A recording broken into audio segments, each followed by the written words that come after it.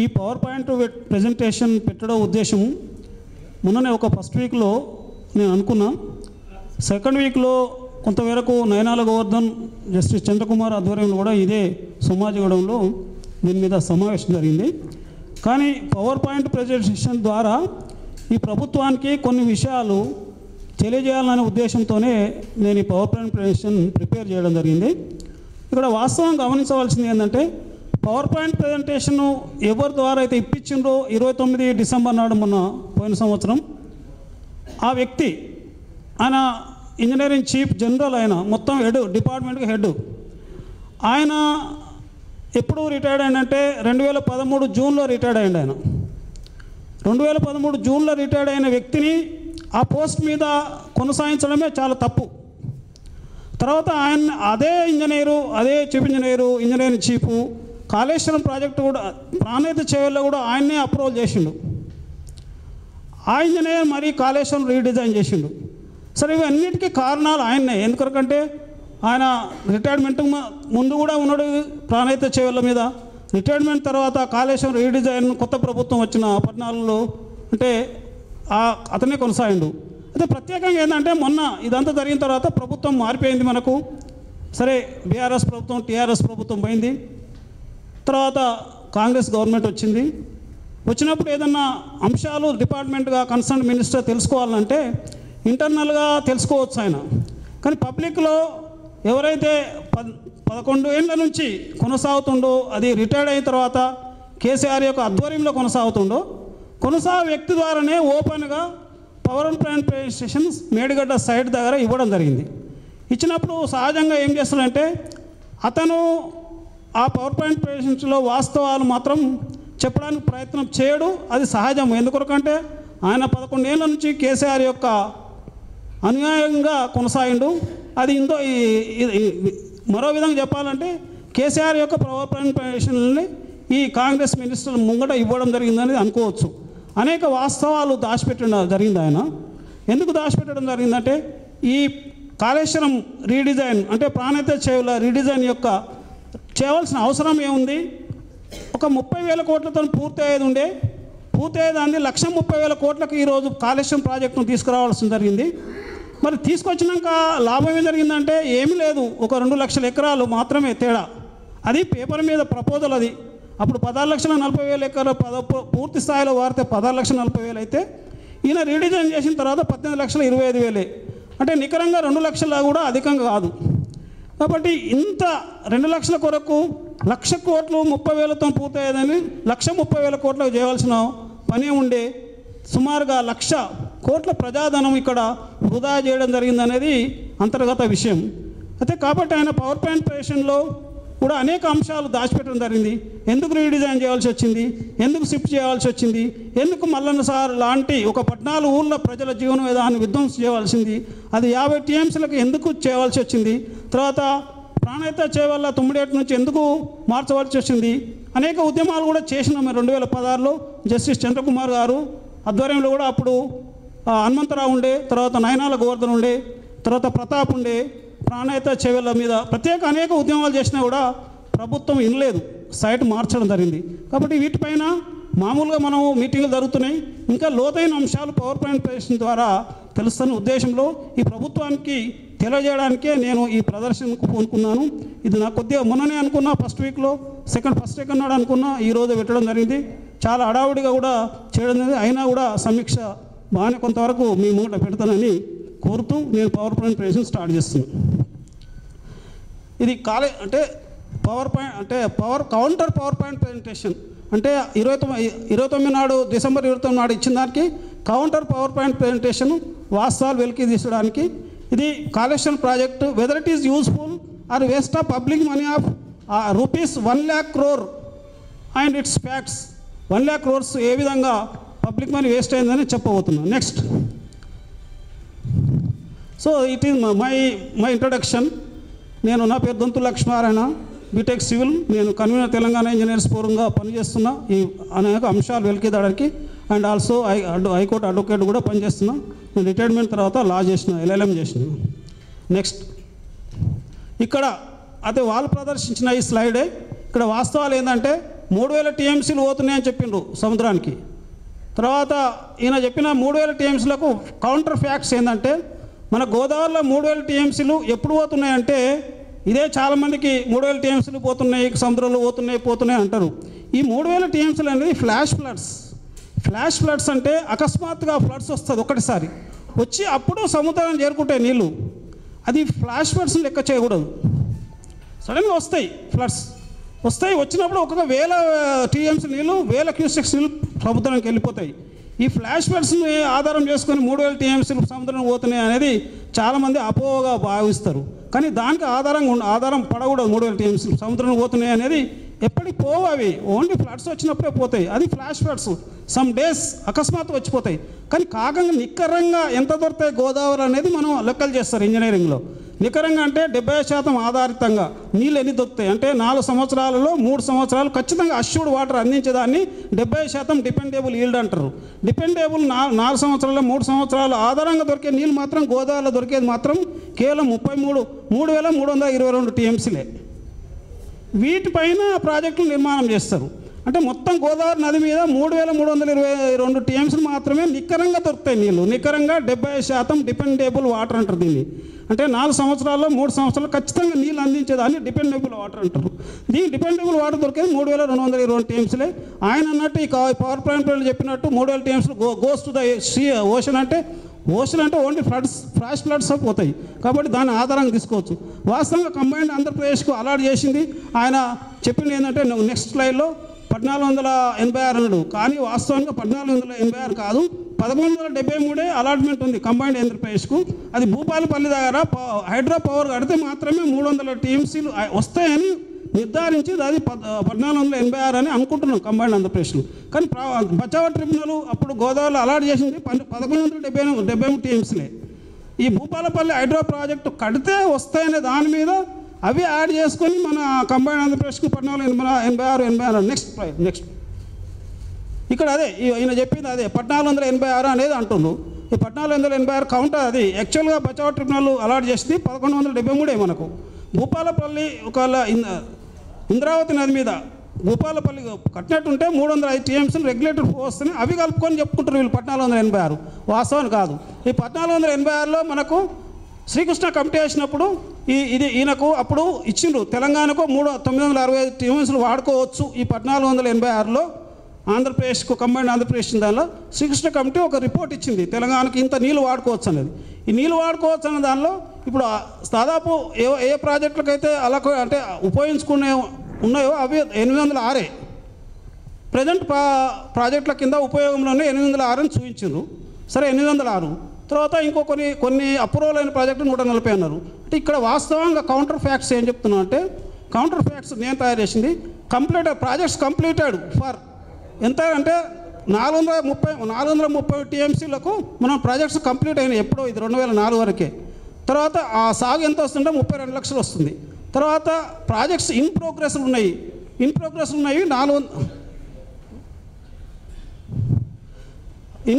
ఉన్న ప్రాజెక్ట్స్ 470 టీఎంసీలు వాడుతున్నారు. దానివల్ల ఇన్ ప్రోగ్రెస్ ఉన్నాయి 31 లక్షలకు ప్రతిపాదిత సాగు. తర్వాత కాంటెంప్లేటెడ్ అంతా కలిసి ఈ గోదావరి మీద మొత్తం ఉపయోగించుకుంటున్న నీళ్లు ప్రతిపాదిత వినియోగము, ఇది ప్రతిపాదిత వినియోగం 937 టీఎంసీలు. తర్వాత 63 లక్షలకు ప్రతిపాదిత సాగు. కానీ వాస్తవ పరిస్థితులు పోతే ఈనాటి కూడా తెలంగాణలో Telangana not reach to utilize even 500 TMC out of the above 968 TMC ఉపయోగించుకుంటలేము ఈనాటి కూడా. ఇది ఫ్యాక్ట్. ఇది ప్రతిపాదితం అంత 937. కానీ వాస్తవానికి 500 టీఎంసీలు కూడా మనం ఈనాటి కూడా తెలంగాణలో వాడుకుంటలేము. దీనికి కారణంగా సమైక్య పాలన మన తెలంగాణ వచ్చిన తర్వాత ఈ వినియోగంలో కూడా ఏం పెంచుకోలేదు. ఈవెన్ 500 టీఎంసీలు వాడుకుంటలేము. 937 966 అనుకున్నప్పుడు కూడా 500 కూడా దాటలేదు ఇంతవరకు. యాక్చువల్ వినియోగం లేదు. అంటే మన ప్రాజెక్టులు కంప్లీట్ చేసుకోలేదు, ఏమేం లేదు, ఆ వినియోగ సామర్థ్యం లేదు. ఆంధ్ర వాళ్ళ వినియోగం ఏంటంటే వాళ్ళకు సరాసరి కాటర్ రాకముందే 350 టీఎంసీ నుంచి వాళ్ళు 700 టీఎంసీలు వాడుకుంటున్నారు వాళ్ళ సామర్థ్యం గోదావరి మీద. కానీ వాళ్ళకి ఎలిజిబిలిటీలో లేదు. ఎలిజిబిలిటీ లేని వాళ్ళు వాళ్ళ పరివాహక ప్రాంతం 21% గోదావరి మీద, మన యొక్క పరివాహక ప్రాంతం 79%.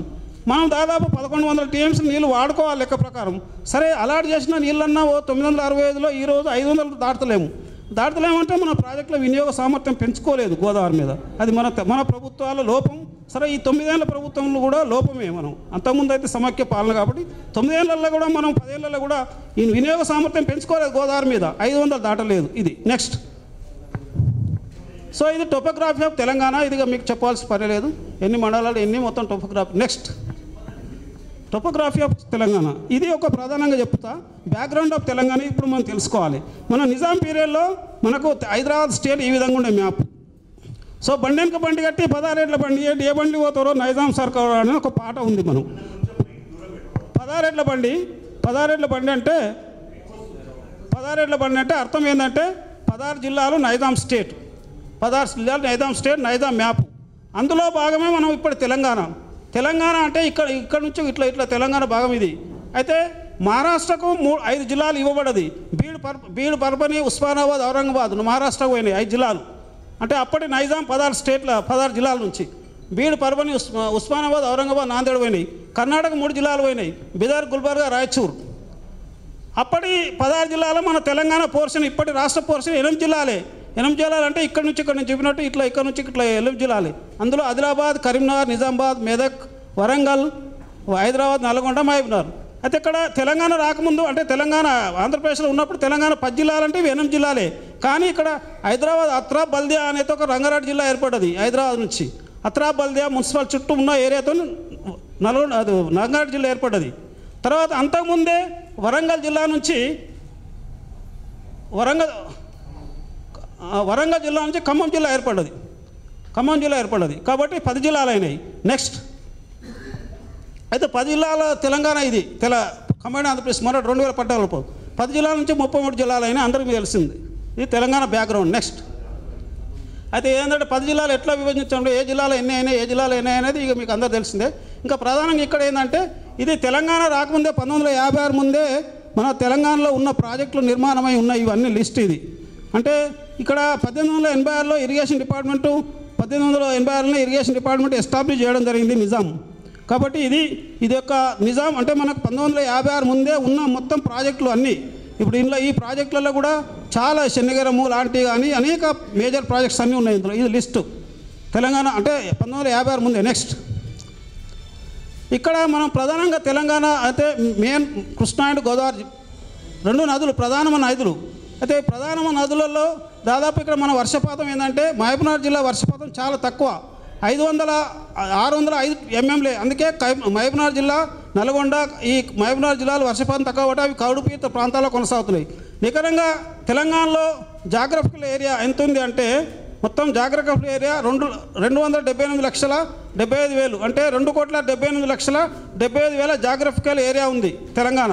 అంటే 2,78,75,000 జాగ్రఫికల్ ఏరియాలో 1,67,47,000 కల్చరబుల్ ఏరియా, ఇరిగేషన్కు అందుబాటులో ఉన్న ఏరియా తెలంగాణలో 1,67,47,000. నెక్స్ట్, ఇది గోదావరి యొక్క నది, దాని యొక్క ఉపనదులు 12 ఉపనదులు.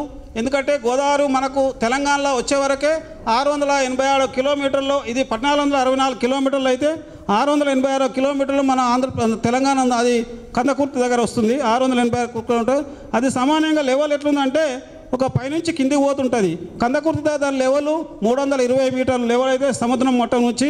దాన్ని క్రమంగా ఏంటంటే పోచంపాడుకు వచ్చే వరకల్లా అక్కడ 320 అయింది. క్రమంగా ఇప్పుడు ఎల్లంపల్లికి వచ్చే వరకల్లా 128 అవుతుంది. తర్వాత భద్రాచలంకి వచ్చే వరకల్లా 130 అవుతుంది. తర్వాత పోలవరం 14 మీటర్లు సముద్రంలో వస్తుంది. అంటే క్రమంగా లెవెల్ తగ్గింది.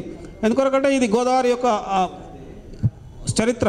ఓకే, నెక్స్ట్, ఇది గోదావరి మ్యాప్ అంటారు, బేసిన్ మ్యాప్ అంటారు. ఈ పరివాహక ప్రాంతం నుంచి గోదావరి మొత్తం వచ్చేస్తుంది, మహారాష్ట్ర, కర్ణాటక. ఇది బేసిన్ మ్యాప్ అంటారు.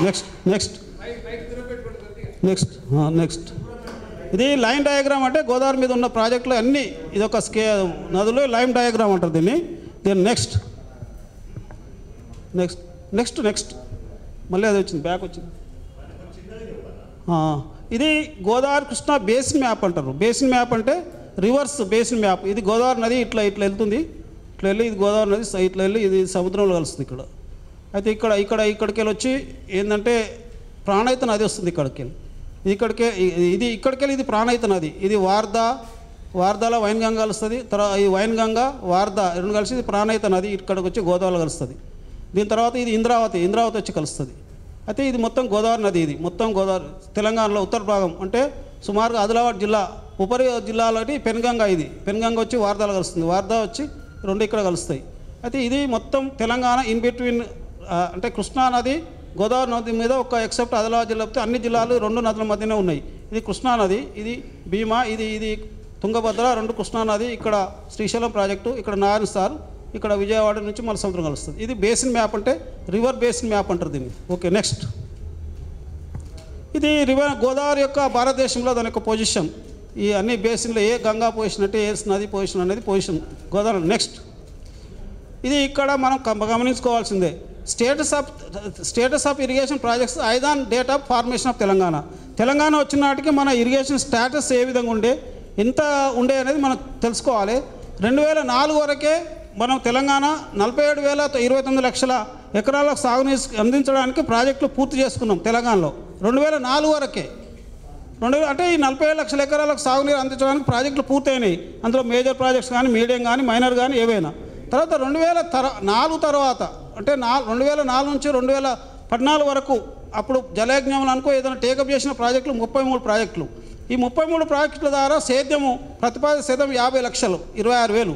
అంటే ఈ 30 అంటే జలయజ్ఞం 2004 తర్వాత టేకప్ చేసిన ప్రాజెక్టుల యొక్క వాటి యొక్క సాగు యొక్క ప్రతిపాదిత సాగు 50 లక్షల. ఇది 47 లక్షలు పాతది 50 లక్షలు. టోటల్గా తెలంగాణ వచ్చిన నాటికే 97,55,000 ఎకరాలకు ప్రాజెక్టులు చేపట్టబడి ఉన్నవి. ఒకవేళ ఈ చేపట్టిన ప్రాజెక్టులు యాజ్ ఇట్ ఈజ్గా పూర్తి చేయడానికి ఎంత డబ్బు అవసరం ఉండే అనేది మనం తెలుసుకోవాలి. నెక్స్ట్ స్లైడ్లో నెక్స్ట్ ఈ 90,55,000 ఎకరాలను మనం పూర్తిగా సేద్యం పొందడానికి ఏమైంది చేంజ్ వచ్చింది అది చేయడానికి ఎంత డబ్బు అవసరం ఉందని తెలుసుకోవాలి తెలంగాణ వచ్చినట్టుకి. ఒకటి అంటే కాళేశ్వరం ప్రాణహిత చెవుల మీద ఒక 30,000 కోట్లు ఖర్చు పెట్టినట్టు మ్యాక్సిమం 24 నుంచి 30,000 ఖర్చు పెట్టినట్టుంటే మొత్తం ప్రాజెక్టు పూర్తయి మనకు 16,40,000 సేద్యం వచ్చేదే ఉండే. కానీ దాన్ని రీడిజైన్ చేయడం అనేది ఇప్పుడు మనం అసలు కీలకమైన ఈరోజు చర్చ. తర్వాత రిమైనింగ్ 32 ప్రాజెక్టులు ఉన్నాయి. 33 కేవలం 11,000 ఖర్చు పెట్టినట్టే 34 లక్షల సేద్యం వచ్చేది ఉండే. అంటే రెండు కలిసి 50 లక్షలు ప్రతిపాదిత కొత్త 33 ప్రాజెక్టులు. కాబట్టి కేవలం తెలంగాణ వచ్చిన తర్వాత కేవలం ఒక 41,000 ఖర్చు పెట్టినట్టుంటే తెలంగాణ సస్యశ్యామలం 1,00,00,000 ఎకరాలకు చేరుకుంటుండే. కానీ ఇలా ఒక కాళేశ్వరం మీద 1,40,000 కోట్లు ఖర్చు పెట్టడం జరిగింది. 41,000 ఎకరాలు 1,01,000 కాళేశ్వరం మీద అనేక ప్రాజెక్టుల మీద రీడిజైన్ చేసి ఈ ప్రభుత్వం చేసిన దురాఘాతాలు అనేది మనం తెలుసుకోవాలి. టెండర్ల కొరకు, కమిషన్ల కొరకు. ఓకే, నెక్స్ట్ ఇది ఓవరాల్ ప్రాజెక్ట్ ఓవర్వ్యూ అవుతా కాళేశ్వరం ప్రాజెక్టు ఈరోజు మన అంశం. నెక్స్ట్ ఇది కాళేశ్వరం యొక్క డిజైన్ ప్రభుత్వం వాళ్ళు ఇచ్చిందే. ఇదంతా అదే లైన్ డయాగ్రామ్. ఇదంతా ఇక ఎక్కడికి వెళ్ళి ఎట్లా వస్తున్నాయి అనేది లైన్ డయాగ్రామ్. నెక్స్ట్ ఎక్స్ప్లెయిన్ అంటే నెక్స్ట్ తర్వాత ఉంది. ఇది ఇప్పుడు ఏంటంటే ఇది కాళేశ్వరం ప్రాజెక్ట్ కింద లింక్ 1, 2, 3, 4 పైన ఏ లింకులు అయితే మొత్తం ప్రాజెక్ట్స్. ఇది ఏంటంటే 1963 అంటున్నారు. 1963 కాదు ప్రతిపాదిత సాగు. ఇళ్ళకి ఏంటంటే సంగమేశ్వర, బసవేశ్వర కలిపిర్రు. ఇది ఉపాయంగా అది ఒరిజినల్ ప్రతిపాదిత సాగు కాళేశ్వరం కింద 18,25,700. ఇందులో మొన్న ఈ సంగమేశ్వర, పరమేశ్వర కలిసి దీన్ని 137 లక్షలు కలిసి దీన్ని 1963 అన్నారు. అది తప్పది. 19,63,000 కాదు. వాస్తవ సాగు కేవలం 18,25,000 ప్రతిపాదిత సాగు కాళేశ్వరం కింద. దీన్ని యాడ్ చేసిర్రు 1,35,000 చేసి 19,63,000. అది తప్పు. ఇది 18,25,000. నెక్స్ట్ ఇది ఇక్కడ కాళేశ్వరం ప్రాజెక్టు కొన్ని వివరాలు అన్నీ ఎన్ని జిల్లాలో వాడుతుంది. దీని యొక్క టనల్ అంటే ఒక టనల్ ప్రెషర్ మైన్ పైపుల పోర్షన్ ఎంత 98 కిలోమీటర్లు. తర్వాత టనల్ పోర్షన్ ఎంత, మొత్తం కెనాల్ పోర్షన్ ఎంత, ఇదంతా ఒక సైలెంట్ ఫీచర్స్. ఇది ఎన్ని జిల్లాలకు వాడుతుంది అనేది కాళేశ్వరం ప్రాజెక్ట్ కింద ఇది వివరాలు కొన్ని. నెక్స్ట్ దీని మీద కామెంట్ చేసేది ఏం లేదు. నెక్స్ట్ దీని ఒక 141 TMC స్టోరేజ్ ఈ కాళేశ్వరం ప్రాజెక్టులు ఉన్నాయి. ఇవి అన్నిటి కూడా టేకప్ చేసిన అన్నారు. ఇందులో నుంచి కామెంట్స్ కౌంటర్ ఫ్యాక్ట్స్ అంటే ఇవి కంప్లీటే చేయలేదు. వీటి నుంచి ఇవి కంప్లీటే చేయలేదు. కౌంటర్ ఫ్యాక్ట్స్ అంతే. కొండం చెరువు కంప్లీట్ కాలేదు, భూంపల్లి కాలేదు, మోతే రిజర్వాయర్ కాలేదు, ధర్మారావు కాలేదు, కాటవాడు కాలేదు, ముద్దోజిపల్లి కాలేదు, తిమ్మపల్లి. ఇవన్నీ కంప్లీట్ కాకుండానే ఈ లిస్ట్ ఇవి చేయలేదు. ఇప్పటికి కూడా కంప్లీట్ చేయలేదు. ఇప్పటికీ ఇంత ఖర్చు పెట్టి కూడా ఇవి కంప్లీట్ చేయలేదు. నెక్స్ట్ ఇది ఆయకట్టు క్రియేటెడ్ అనేది ఇక్కడ ఈ ఆయకట్టు క్రియేటెడ్ అనేది ఇప్పుడు అసలు ఉద్దేశించింది కొత్త సాగు 18,25,000. ఈ ప్రభుత్వం వచ్చిన తర్వాత చెల్లుకుంటలు నింపుడు మొదలుపెట్టిండ్రు. అసలు చెల్లుకుంటలకు దానికి స్వయంగా దానికి నీళ్లు ఉంటాయి, దాని కింద వేరే సాయకట్టు ఉంటుంది, దానికి భూమి వేరే ఉంటుంది. ఇప్పుడు ప్రైమరీ స్కూల్ వేరే, మిడిల్ స్కూల్ వేరే, అప్పర్ స్కూలే, కాలేజ్ వేరే, ఏ ఆయకట్టు దానికే ఉంటుంది. చెల్లకుండా ఉన్న సాగు వేరే, మీడియం ప్రాజెక్టు ఉన్న సాగు వేరే, మేజర్ ప్రాజెక్టు ఉన్న సాగు వేరే, దానికే ఉంటుంది సాగు. కానీ ఈ ప్రభుత్వం ఏం చేస్తుందంటే వచ్చిన నుంచి ప్రజలను మప్పిపెట్టడానికి చెరుకుంటలు ప్రాజెక్టు నీళ్ళతో చెరుకుంటలు నింపుడు మొదలుపెట్టింది. ఇప్పుడు ఆ విధంగానే 466 ఎంఐ మైనర్ ఇరిగేషన్ ట్యాంక్స్ నింపింది. ఆ విధంగానే ఒక దగ్గర 2000 ఇట్లా నింపి మైనర్ ఇరిగేషన్ చెర్ల నింపించి ప్రాజెక్టు నీళ్ళతో చెర్ల నింపించి ప్రజలను మురిపిస్తుంది. ఎందుకొరకంటే అది చెప్పాలి ప్రభుత్వం, ఈ ప్రాజెక్టు నీళ్ళని చెప్పదు. చెప్పకుండా ప్రజలు మురిపించి నల్గొండ జిల్లాలో అట్లనే ఎలక్షన్లో గెలిచారు ప్రాజెక్టు నీళ్ళతోనే, కలవకుర్తి నీళ్ళతోనే. నల్గొండ జిల్లా, మహబూబ్నగర్ జిల్లాలు ప్రధానంగా. మన దగ్గర కూడా అంతే. అవి ఎలక్షన్లు వచ్చినప్పుడల్లా కాళేశ్వరం నీళ్ళు పంపులు స్టార్ట్ చేసి చెల్లరు నింపి ప్రజలు అనుకుంటారు అంటే ప్రాజెక్ట్ నీళ్ళు అనుకోరు వాళ్ళు. ప్రాజెక్ట్ నీళ్ళుగా మనకు నీళ్ళు కనపడుతున్నాయా, కేసీఆర్ ఇచ్చిన అనే ఒక భ్రమల సృష్టించడానికి కేసీఆర్ అపర చాణక్యుడు. నెక్స్ట్ ఇది ఒకటి. ఇది ఇప్పుడు ఇంకోటి ఇదే ఈ సాగు 18 లక్షల అంటే 18,25,000 ఆయన 19,67,000 చూసినాను కదా. సరే ఈయన అన్నదానికంటే 97 లక్షలు. ఈ 18 లక్షలలో మొదటి 5 సంవత్సరాల్లో ఇప్పటి వరకు కాళేశ్వరం స్టార్ట్ చేసి 5 సంవత్సరాల్లో ఈయన చూపిస్తున్న సాగు ఎంత? 98,000 సాగు చూపిస్తుండు. 98,570. ఇది కూడా అసలు చెర్ల కిందే ఉన్నది, ఎక్కడ కొత్త సాగు లేదు వాస్తవంగా అంతర్గతంగా పోతే. కానీ 98,000 5 ఏళ్లలో ఇంత ఖర్చు పెట్టేసి, అంటే నేను చెప్పబోతున్నా 93,000 కోట్లు ఖర్చు పెట్టేసి కాళేశ్వరం 98,000 సాగే చూపిస్తుండు. ఇది కూడా ఇంచుమించు చెర్లదే, కొత్త సాగు లేదు. ఎంత మోసం అనేది తర్వాత వచ్చేస్తుంది. ఇంకా నెక్స్ట్ రిమైనింగ్ ఈ ఓంగా ఆయకట్టు డెవలప్ చేసేది ఇది ఒక 97 ఓంగా ఇంకో 5 సంవత్సరాల ప్రోగ్రాం చూపిస్తారు వీళ్ళు. ఇప్పటి నుంచి 5 సంవత్సరాలు మళ్ళీ ఇప్పటి నుంచి 5 సంవత్సరాలు చూపిస్తారు. ఇక ఈ పరిస్థితి ఏందో మనం తెలుసుకోవాలి. నెక్స్ట్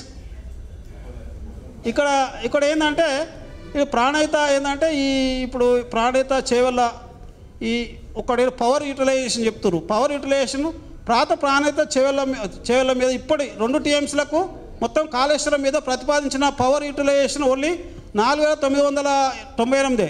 అంటే 4,998 మొదటి ప్రతిపాదనలో. అంటే వీళ్ళు రీడిజైన్ తర్వాత ప్రతిపాదించింది 2 టీఎంసీలకు ప్రతిపాదించి 4,900 మెగావాట్లు. ఈయన ఏం చేసింటే మళ్ళీ ఒక అదనపు టీఎంసీ, ఇదొక పెద్ద మోసం చెప్పబోతా. ఎందుకు అదనపు టీఎంసీ 3వ టీఎంసీ టేకప్ చేసిందో చెప్తా. ఆ 3వ టీఎంసీ కలుపుకొని ఇప్పుడు 8,400 మెగావాట్ల పవరు ఉపయోగం కావాలి ఇప్పుడు మొత్తం కాళేశ్వరం ప్రాజెక్ట్కి. 8,400 మెగావాట్లు అవసరం. కాబట్టి ఇది ఎక్కడ వాస్తవం వస్తే ప్రాణహిత చేవల్ల మీద వాస్తవానికి ఏముండే ప్రతిపాదిస్తా 3,466 మెగావాట్లే ప్రాణహిత చేయాలి. రిటైన్ చేయాలంటే పవర్ వినియోగం ఓన్లీ 3,400. కానీ ఇక్కడ 8,500 తీసుకొచ్చేసిండు రిటైన్ చేసి. ఎక్కడ 3,466 మెగావాట్లు ఎక్కడ ఇప్పుడు 8,490 ఎక్కడ 8,450 ఎక్కడ ఎంత ఇప్పుడు రీడిజైన్ చేసి ఇంత పవర్ పెంచింది అన్నట్టు. ఆ విధంగానే చూస్తే ఇప్పుడు రీడిజైన్ కొంత 3 టీఎంసీలకు 8,450. అదే పాత దాని మీద అయితే 3,466 పవరు, అంత తేడా. ఇంకొకటి ఏంటంటే ఈయన మేడిగడ్డకు షిఫ్ట్ చేసిన సైట్ కాబట్టి మేడిగడ్డ నుంచి ఎల్లంపల్లికి నీళ్ళు తీసుకురావడానికి 1,120 మెగావాట్ల అవసరం వస్తుంది కేవలం మేడిగడ్డ నుంచి ఎల్లంపల్లి రావడానికి.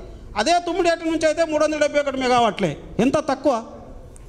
ఇది ఎకనామీకి నేను రీడిజైన్లో చెప్తున్నా. తుమ్మిడిగడ్డ నుంచి నీళ్ళు తీసుకురావాలంటే 371 మెగావాట్లే. అదే మేడిగడ్డ నుంచి Yellapalli common reservoir common point తీసుకురావడానికి 1,122. అంటే ఇక్కడ ఎంత వేస్ట్ చేస్తున్నారనే చెప్తా. అంటే ఇక్కడ తర్వాత చెప్తా. నెక్స్ట్ ఇది వాళ్ళు చెప్పిందే.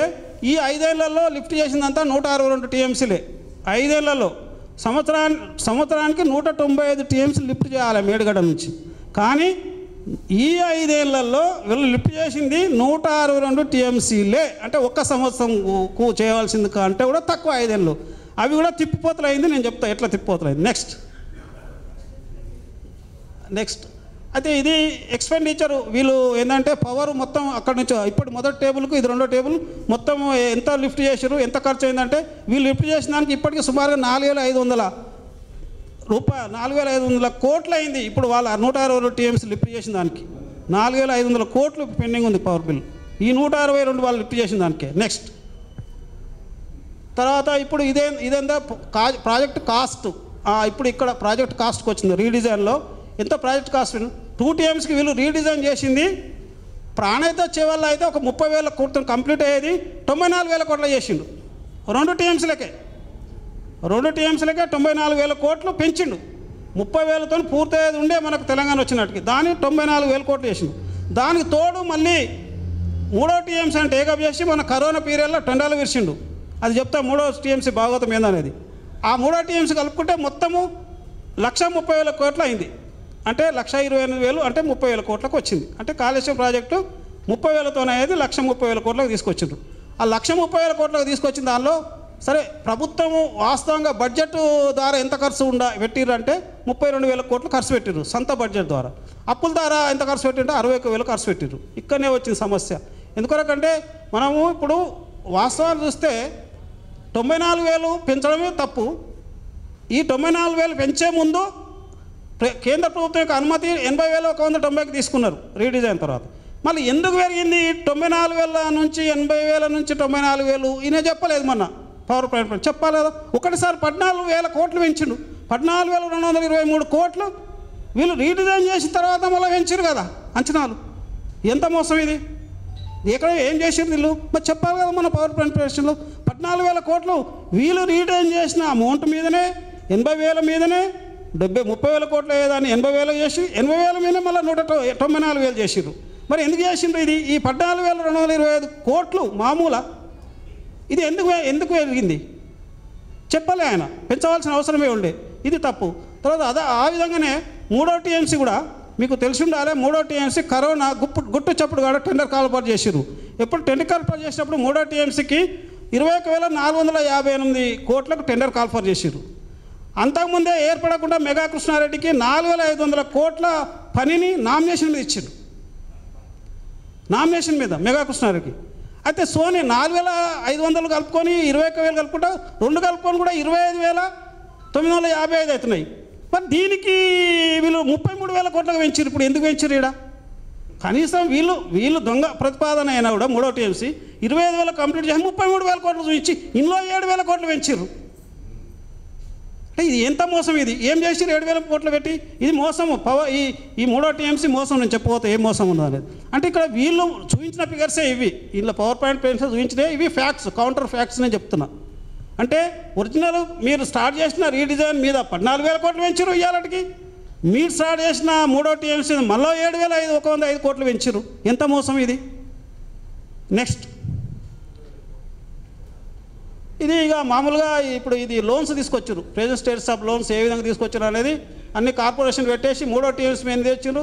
2వ టీఎంసీ మీద తెచ్చారు 50,000 కోట్లు. 3వ టీఎంసీలో 30,000 మొత్తం 87,000 కోట్లు లోన్ తీసుకొచ్చేసారు. ఇక అది ఏం చేసి లోన్ల పరిసరాలు చేసారు. నెక్స్ట్ ఎంత ఇంట్రెస్ట్ కట్టింది చెప్తాను లోన్ల మీద. ఇక వీళ్ళు ఇంట్రెస్ట్ పే చేసింది ఇక లోన్ల మీద ఇలాంటికి ఇంట్రెస్ట్ పే చేసింది 17,000 కోట్లు. ఇప్పటికీ 17,000 కోట్ల 724 కోట్లు ఇంట్రెస్ట్ పే చేసిర్రు తెచ్చిన లోన్ల మీద. ఈ 17,000 కోట్లు వృధానే కదా. తర్వాత ఇప్పుడు ప్రభుత్వం సొమ్ముతోనే 32,000 కోట్లు ఖర్చు పెట్టిర్రు. అదే రీడిజైన్ చేయకపోతే ప్రభుత్వ సొమ్ముతోనే కాళేశ్వరం అయిపోతుండే కదా.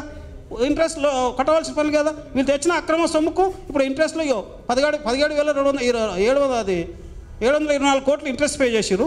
కేవలం అసలు పే చేసింది ప్రిన్సిపల్ పే చేసింది 4,955. అంతా కలిసి 22,000 కోట్లు 22,680 కోట్లు పే చేయడం జరిగింది. ఇప్పుడు గత 5 సంవత్సరాలు లోన్ తీసుకొచ్చిన తర్వాత దాని డీటెయిల్స్ అన్నీ ఇవి. నెక్స్ట్ ఇది కౌంటర్ ఫ్యాక్ట్స్ ఇవి వాళ్ళ డీటెయిల్స్. ఇది కూడా ఏంటంటే ఇప్పుడు ఏం చెప్తారంటే ఇది కూడా 94,000 కోట్లు 2వ టీఎంసీ మీద ఖర్చు అయింది. దానిలో 73,000 కోట్లు అయింది. ఇంకో 20,000 అవసరం ఉంది 2వ టీఎంసీ మీద. ఇంకా ఫర్దర్గా ఇంకో 20,000 కోట్లు కావాలని ఒక స్టాటిస్టిక్స్ ఇచ్చారు. మొత్తం ఇంకో 35,000 కోట్లు కావాలి ఇంకా ప్రాజెక్షన్ పూర్తి కావాలంటే ఈ 93,000 కోట్ల తర్వాత కూడా. ఎందుకంటే 1,30,000 నింపాలి కదా. 1,30,000 నింపడానికి కొరకు ఇంకా 35,000 కావాలి. ఎందుకంటే 93,000 అయిపోయినాయి. సరే నెక్స్ట్ ఇది ఇక ఇప్పుడు వాళ్ళకి ఇంకా పెండింగ్ బిల్స్ ఉన్నాయట పాపం. ఇప్పుడు వాళ్ళ టీఆర్ఎస్ వాళ్ళు వీళ్ళకి కాంగ్రెస్ వాళ్ళకి అప్పచెప్పారు 3,192 కోట్లు పెండింగ్ బిల్స్ వాళ్ళు పేమెంట్ చేయలేదు. వీళ్ళకే అప్పచెప్పారు 3,192 కోట్లు. నెక్స్ట్ ఇది అసలు పాయింట్. ఇది ఇప్పుడు redesign need for redesign of engineering వీళ్ళు చెప్పింది ఏంది కొరకు ఈ 3 పాయింట్ల మీద రీడిజైన్ చేసినాం చెప్తున్నాం. మొన్న మురళీధర్ గారు ఈఎన్సీ మొన్న మేడిగడ్డ కాడ ప్రదర్శించిన పవర్ పాయింట్ ప్రజెంటేషన్లో 3 పాయింట్ల మీద కోదండరామ్ గారు వస్తున్నారు. సభకు వేదికగా రావాలని కోరుతున్నాము. అయితే ఈ 3 పాయింట్లు కూర్చోండి సార్. ఇక్కడ రండి, ముందర రండి సార్, ముందర రండి. ముందట రండి ఇక్కడ ముందట రండి. ఈ 3 పాయింట్లు కీలకం. ఎందుకంటే రీడిజైన్ ఎందుకు చేయవలసి వచ్చింది అనేది మొన్న మురళీధరరావు గారు ఈ 3 పాయింట్ల మీద చెప్పిండు. Need for the redesigning of the project అంటుడు. Need for the redesigning project main points ఇవి. ఎందుకు డిజైన్ 3 పాయింట్ల మీద చెప్పిండు. ఈ 3 పాయింట్ల మీద మేము రీడిజైన్ చేసినాము. ప్రాణాయిత చేయలను 30,000 కోట్ల నుంచి 1,30,000 కోట్లు తెచ్చినాం అనేది ఆయన సమర్థించుకున్నాడు. ఈ 3 పాయింట్ల మీద సమర్థించుకుంటున్నాడు. ఎట్లా సమర్థించుకుంటాడు, ఆ ఫ్యాక్ట్స్ ఆయన సమర్థన కరెక్టా కాదా మనం తెలుసుకోవాలి. 3 పాయింట్లు పాయింట్ వైజ్. పాయింట్ 1 అంటే షిఫ్టింగ్ అంటే తుమ్మిడేట నుంచి కిందికి మేడిగడ్డకి ఎందుకు వచ్చారు అనేది షిఫ్టింగ్, అదొక పాయింట్. తర్వాత ఇంకో రెండో పాయింట్ అంటే అక్కడ నీళ్ళు లేవు, వాటర్ సోర్స్ అక్కడ తుమ్మిడేట కాడ నీళ్ళు లేవు అనేది రెండో పాయింట్, అదో పాయింట్ మనం డిస్కస్ చేసుకుంటాం. ఇక మూడో పాయింట్ ఏంటంటే మల్లన్న సార్ ఎందుకు పెంచిండు అలాంటి స్టోరేజ్లు, రీజన్స్ ఏంది అనేది మూడో పాయింట్. ఎందుకంటే మల్లన్న సార్ పెంచి 14 ఊళ్ళో ప్రజల జీవన విధ్వంసం చేసిండు, అది మూడో పాయింట్. స్టోరేజ్లు ఎందుకు పెంచవలసి వచ్చింది, పాత ప్రాణాయిత చేయవల్ల ఉన్న స్టోరేజ్లను ఇది కొత్త కాళేశ్వరంలో స్టోరేజ్లు ఎందుకు పెంచవలసింది అనేది అది మూడో పాయింట్. ఇక పాయింట్ వైజ్ పాయింట్ మనం డిస్కస్ చేసుకుందాం. నెక్స్ట్ ఇది కంపారేటివ్ స్టేట్మెంట్ అంటే పోలిక, పాత ప్రాణాయిత చేయవలకు కొత్త కాళేశ్వరంకు పోలిక స్టేట్మెంటు. అదే అప్పుడు 38,500 అయితే ఇప్పుడు 1,29,000 1,30,000 కోట్లకు తెచ్చారు ఖర్చును. అది 14 నేను చెప్పినట్టు 16,40,000 అప్పుడు ఉంటే 18,25,000 కొత్త సాగు. అప్పుడు 5 స్టోరేజ్లు ఉంటే ఇప్పుడు 20 స్టోరేజ్లు తెచ్చారు. అప్పుడు 15 టీఎంసీలు ఉండే స్టోరేజ్లు ఇప్పుడు 141 టీఎంసీలు చేసింది. స్టేట్మెంట్ చూపించిన ఇప్పటివరకే. అప్పుడు కెపాసిటీ 50 టీఎంసీలు ఆన్లైన్ రిజర్వాయర్స్ ఉండే, అంటే కెనాల్ ఎంబడి రిజర్వాయర్స్ ఉండే అప్పటికే. ఇప్పుడు కూడా కెనాల్ ఎంబడి రిజర్వాయర్స్ మార్పు లేదు. అప్పుడు ఏంటంటే అవైలబుల్ వాటరు అప్పుడు వాళ్ళు తోడవలసిన నీళ్ళు 180 టీఎంసీలు తోడేది ఉండే. ఇప్పుడు తోడే నీళ్ళు ఓన్లీ 215 టీఎంసీలే, కొత్త మార్పు అంతే, పెద్ద తేడా లేదు. సరే అప్పుడు 9 సైట్ ఉండే, ఇప్పుడు మేడిగడ్డ సైట్. ఈ విధంగా అప్పుడు తెలంగాణ వచ్చే నాటికే 7,800 కోట్లు అమౌంట్ 2014 వరకే బుక్ అయింది కాళేశ్వరం మీద. ఇప్పుడు వీళ్ళు ఖర్చు పెట్టింది 93,000 కోట్లు ఇప్పుడు ఖర్చు పెట్టింది ఇప్పటివరకు అయితే. తర్వాత బ్యాలెన్స్ వరకు అప్పుడు ఎంత ఉండే తెలంగాణ వచ్చినట్టు కాళేశ్వరం పూర్తి చేయాలంటే ఓన్లీ 28,000 కోట్లే. నేను 30,000 అని చెప్పిన రౌండ్ ఫిగర్. 28,000 కోట్లతో అంతే ప్రాణాయిత చేయలు కంప్లీట్ అయ్యేది ఉండే, 16 లక్షల లెక్కలో సాగు వస్తుండే. కానీ ఇప్పుడు వాళ్ళు ఏం చేశారంటే ఇంకా బ్యాలెన్స్ ఎంత ఉంది, ఇంకా 35,000 ఖర్చు పెట్టాలి. ఇప్పుడు 94,000 ఖర్చు పెట్టారు కదా, ఇంకా 35,000 పెట్టాలి, పెడితేనే అది కంప్లీట్ అవుతుంది. 35 కాదు ఇంకా ఎక్కువనే కావాలి చెప్తున్నా. తర్వాత కన్స్ట్రక్షన్ కాస్ట్ అప్పుడు ఒక నిర్మాణానికి ఒక ఎకరానికి ఎంత అవుతుంది అంటే 2,34,000. కానీ ఇప్పుడు ఎంత పెంచింది తెలుసా, 4,50,000 అయింది ఒక ఎకరానికి కాస్ట్. అంటే ఈ 18,25,000 మీద అప్పుడు ఒక 2,33,000తోనే ఒక ఎకరానికి కాస్ట్ వస్తుండే, ఖర్చు అయింది ప్రాజెక్ట్ ఖర్చు. ఇప్పుడు 4,50,000 ఎందుకంటే కాస్ట్ అంతా పెరిగింది. తెలుసు కదా 30,000తోనే అది 1,30,000 చేసి కాబట్టి అది. తర్వాత అప్పుడు పవర్ రిక్వైర్మెంట్ ఏంటంటే 3,400 మెగావాట్లే, ఇప్పుడు 8,400 మెగావాట్లు ఇప్పుడు. తర్వాత ఇప్పుడు పవర్ ఛార్జెస్ సుమారుగా అప్పుడు ఎంత ఉందంటే 12,500 ఒక ఎకరాన్ని నీళ్ళు ఇవ్వాలంటే, ఇప్పుడు 50,000 ఎకరాలు ఒక ఎకరాన్ని నీళ్ళు ఇవ్వాలంటే 50,000 ఖర్చు వస్తుంది. ఎకరా పవర్ ఛార్జెస్, కరెంట్ ఛార్జెస్ అని చెప్పేది. ఈ విధంగా BC ratio, benefit cost ratio అంటారు. అప్పుడు 1.5 రూపాయి ఖర్చు పెడితే 150 రూపాయలు వస్తుండే, ఇప్పుడు రూపాయి ఖర్చు పెడితే 75 పైసలు కూడా వస్తలేదు. అదే అయితే అప్పుడు 1 రూపాయి ఖర్చు పెడితే రూపాయిన్నర లాభం వస్తుండే, బీసీ బెనిఫిట్ కాస్ట్ రేషియో అంటారు. ఇప్పుడు రూపాయి ఖర్చు పెడితే 75 పైసలు కూడా రాదు, 50 పైసలు కూడా. అంత ప్రాజెక్టు ఆ విధంగా మార్చారు. నెక్స్ట్ దాన్ని చెప్తా వివరాలు మరి. నెక్స్ట్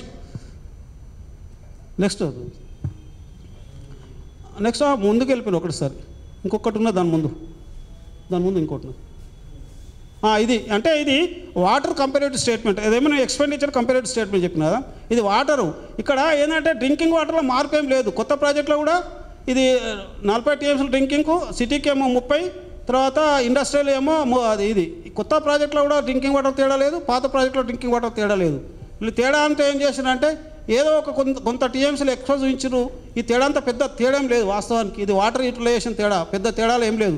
ఇప్పుడు ఇక్కడ ఏం చేసినట్టే 25 టీఎంసీలు ఇక్కడ గ్రౌండ్ వాటర్ నుంచి వాడుకోవాలన్నారు, తడి ఇవ్వాలని పెట్టిరు. అప్పుడు లేకుంటే 20 టీఎంసీలు, అది లెక్క పెట్టుకుంటే పాతది కొత్తది ఒకటే అవుతుంది వినియోగం. నెక్స్ట్ ఇక్కడ వీళ్ళు అది పాత ప్రాణాయిత చేయవల్ల, అదే ప్రాణాయిత చేయవల్ల యొక్క ఇది అలైన్మెంట్ మ్యాపు, దాని యొక్క స్వరూపం అది. ఇప్పుడు నేను చెప్పినట్టు 160 టీఎంసీలు వాళ్ళు ఎత్తిపోయాలనుకున్నారు. 16 టీఎంసీలు ఏమో ఇప్పుడు రిజర్వాయర్స్ అప్పుడు 16 టీఎంసీల మట్టుకే రిజర్వాయర్స్ ఉండే. తర్వాత అప్పటి ఆయకట్టు ఎంత అంటే 16,40,000 వాళ్ళు ఆల్రెడీ చెప్పిన్నారు. నెక్స్ట్ అదొక పాత ప్రాణాయిత చేయవల్ల యొక్క లైన్ డయాగ్రామ్, ఇది వివరాలు ఇవన్నీ. నెక్స్ట్ ఇప్పుడు ఇది పాత ప్రాణాయిత చేయాలి. ఇక్కడ మనం ఆలోచించుకోవాలి. ఇప్పుడు ఇలా పాత ప్రాణాయిత చేయాలో ఎవడైనా బుద్ధున్నోడు 32% పని అయినాక రీడిజైన్ చేస్తారా? పాత ప్రాణాయిత చేయలో వాళ్ళు చూపిస్తున్నది, నేను చూపించు కాదు. ఇక 32% పని అయింది. 2014 వరకే పాత ప్రాణాయిత చేయాల మీద డాక్టర్ బిఆర్ అంబేద్కర్ ప్రాణాయిత చేయాల సృజన సెవెంత్ అంటారు, PCLSS అంటారు. అంటే పాత ప్రాణాయిత చేయాల మీద 2014 వరకు 6,159 కోట్లు ఖర్చు చేసిండ్రు. 2014 నుంచి వీళ్ళు రిజిడైన్ చేసిన 16 వరకు మళ్ళీ 5,000 ఖర్చు పెట్టిండ్రు పాత ప్రాణాయిత చేయాల మీద. మరి మొత్తం ఖర్చు ఎంత పెట్టిరు?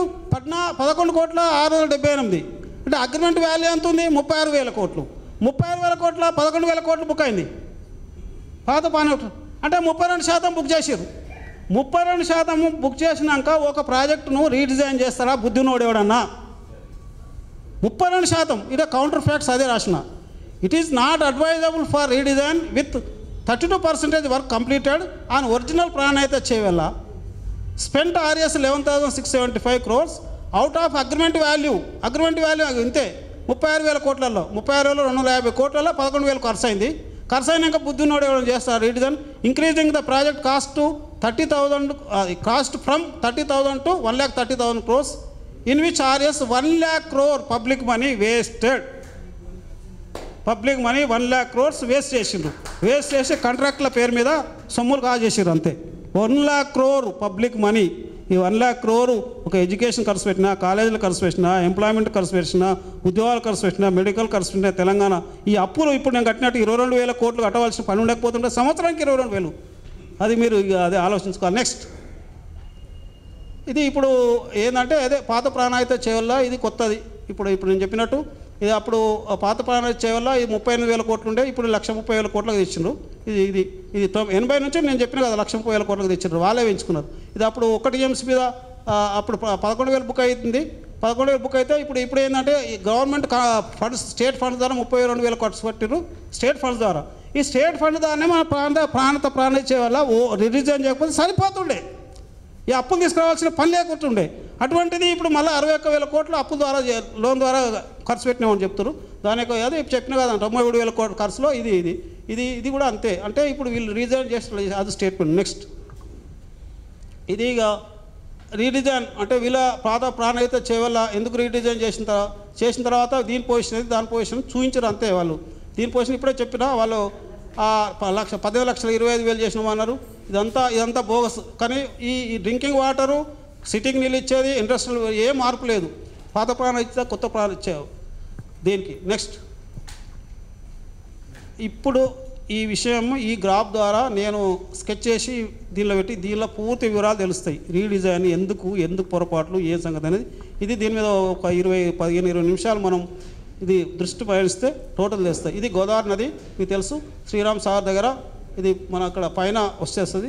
శ్రీరామ్ సాగర్ నుంచి ఇట్లా ప్రవహిస్తుంది గోదావరి నది.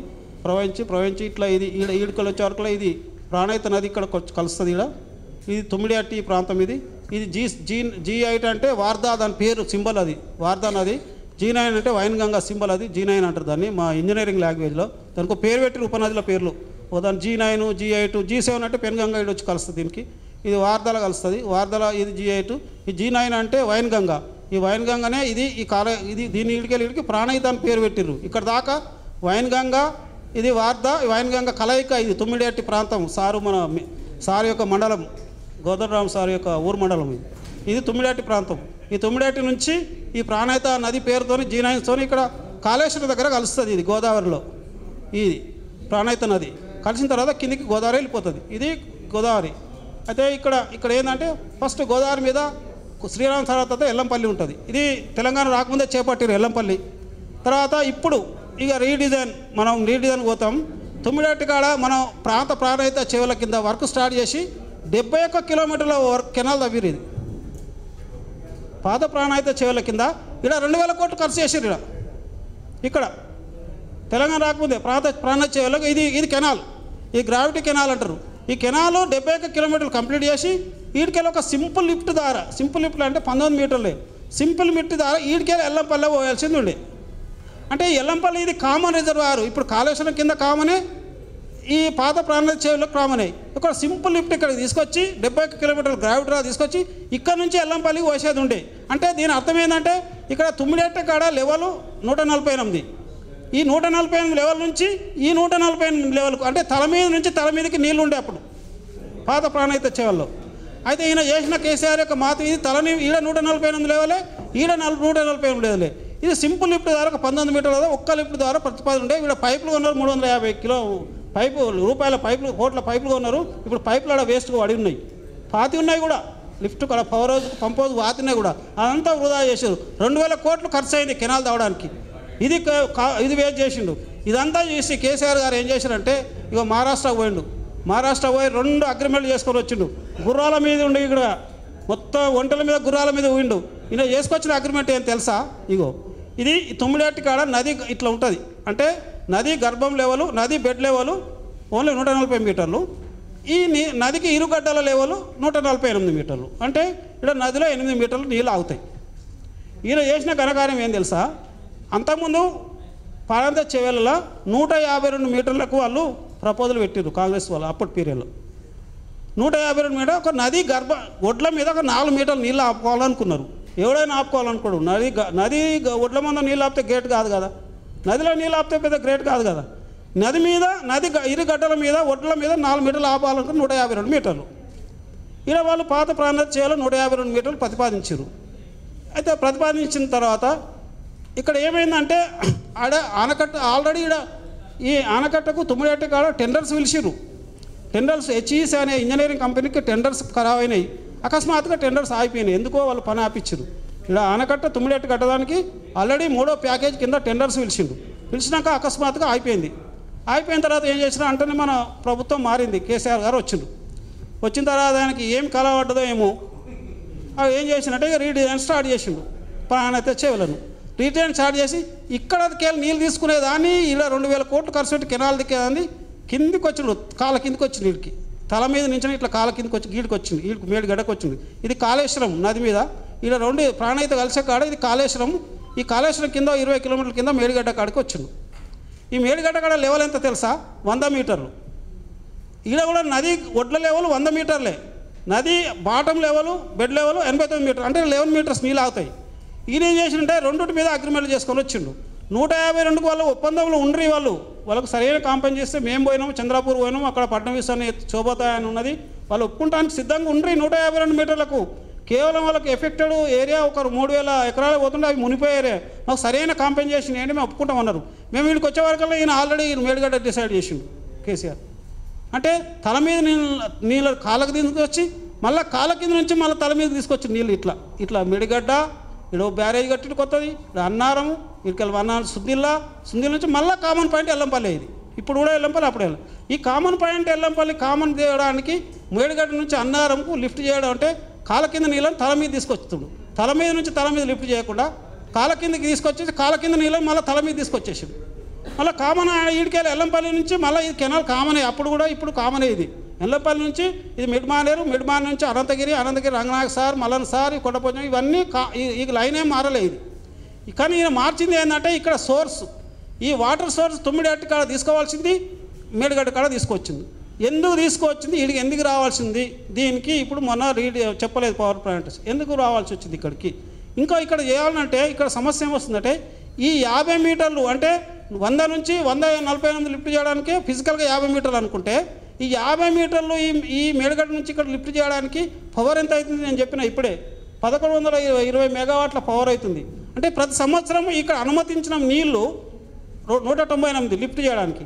198 లిఫ్ట్ చేయాలంటే 200 లిఫ్ట్ చేయాలంటే ఇక్కడ నుంచి ఇక్కడికి లిఫ్ట్ చేయడానికి ఒక టీఎంసీకి 5 కోట్ల పవర్ ఛార్జ్ అవుతుంది. అంటే సంవత్సరానికి 1000 కోట్ల పవర్ ఛార్జ్ వృధా అవుతుంది ఇక్కడ నుంచి తీసుకురావడానికి. మేడిగడ్డ నుంచి ఇక్కడికి ఎల్లంపల్లికి తీసుకురావడానికి ఎవ్రీ ఇయర్ వృధా అవుతుంది. ఇక్కడ నుంచి అయితే ఇక్కడ చాలా గ్రావిటీలు వస్తుంటాయి. Simple power charges 371 మెగావాట్లే. ఇక్కడ 1120 1500 మెగావాట్లు కావాలి. చాలా సింపుల్ ఛార్జెస్ అని ఇక్కడ వచ్చేది ఉండే. కానీ ఏం చేసిండంటే ఆయన ఇక్కడికి వచ్చేసిండు. ఇదే ఇక్కడ మేడిగడ్డ మన కూలిపోయింది. ఇది మేడిగడ్డ. ఈ అన్నారం కూడా కూలిపోతుంది, అది కూడా కూలిపోతుంది. తర్వాత సుందిల్లా కూడా ఉంది. ఇవి ఇసుక మీద రీడిజైన్ చేసి కట్టిండ్రు. ఇవి 3 బ్యారేజ్లు 3 పంప్ హౌజులు ఇవి అనవసరంగా రీడిజైన్ చేసిండు ఈయన.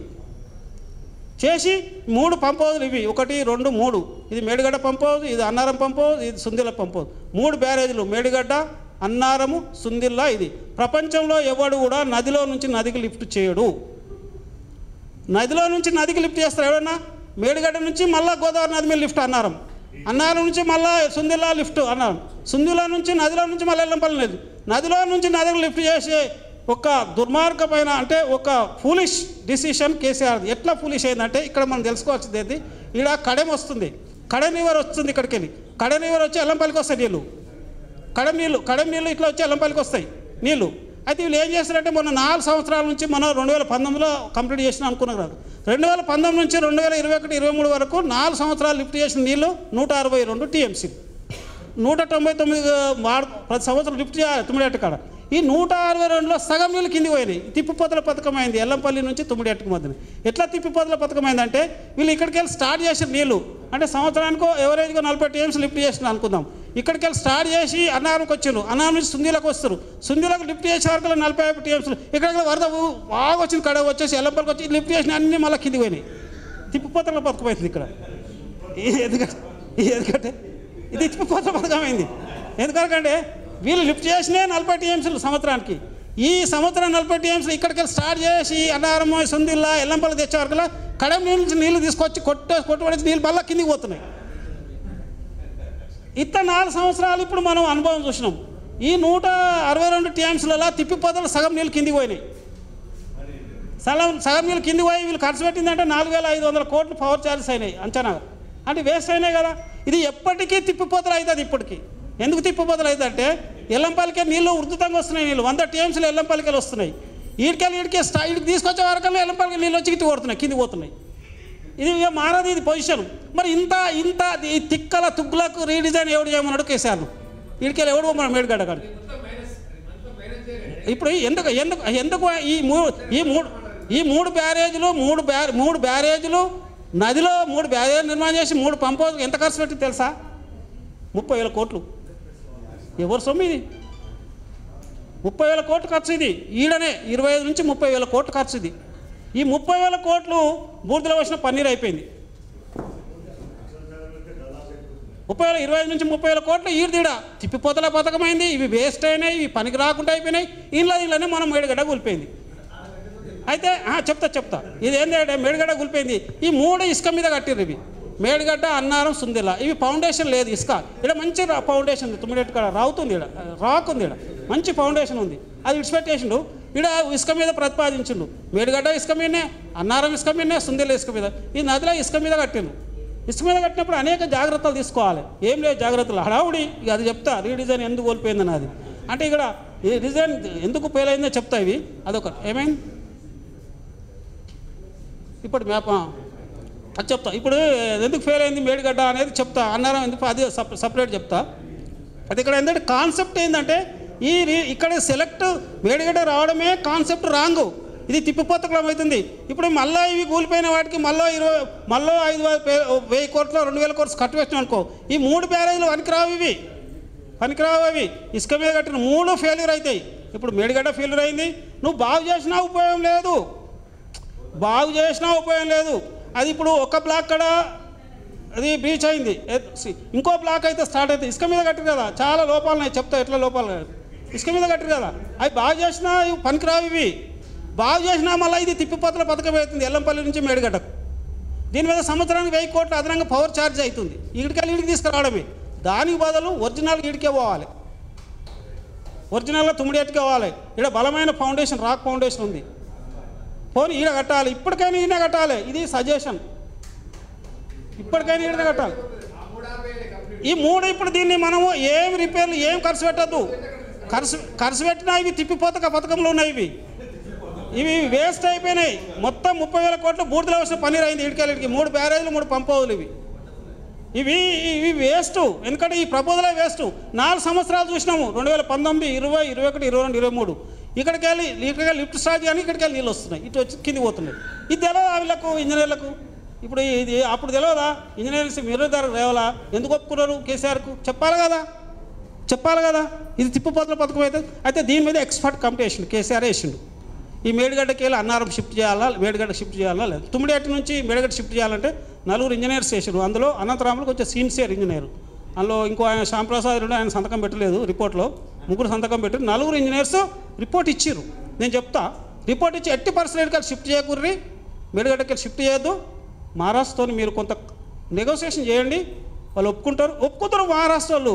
మేము పోయినాం స్వయంగా, మేము సాక్ష్యం ఇక్కడ మన వెంకటరమణ వచ్చినాడు, ఆయన కూడా మేము మహారాష్ట్ర పోయినాలో ఉన్నాడు. వాళ్ళు ఒప్పుకున్నారు, మాకు సరైన కాంపెన్సేషన్ ఇవ్వండి, మేము బీజేపీ ప్రభుత్వంలో ఉన్నాము, మేము ఎందుకంటే అక్కడ కాంగ్రెస్ గవర్నమెంట్, మేము ఎందుకంటే చెప్తే బాగుండదు, లాజికల్గా చెప్పకూడదు, బీజేపీ గవర్నమెంట్ ఉండే అప్పుడు మేము బాగుండదు కదా, కాంగ్రెస్ గవర్నమెంట్ ఉండే అప్పుడు మేము లాజికల్గా ఏదో ధర్నాలు చేసినాం. అది కానీ మాకు సరైన కాంపెన్సేషన్ ఇస్తే మేడిగడ్డ కాడ మాకు మేము ఒప్పుకుంటామని చెప్పారు వాళ్ళు. మేము వీడికి వచ్చేవరకల్లా ఎంతో ఏం చేసినట్టు సాక్ష్యం ఉన్నాడు, వెంకటరమణ ఉన్నాడు, చంద్రపూర్ పోయినాము.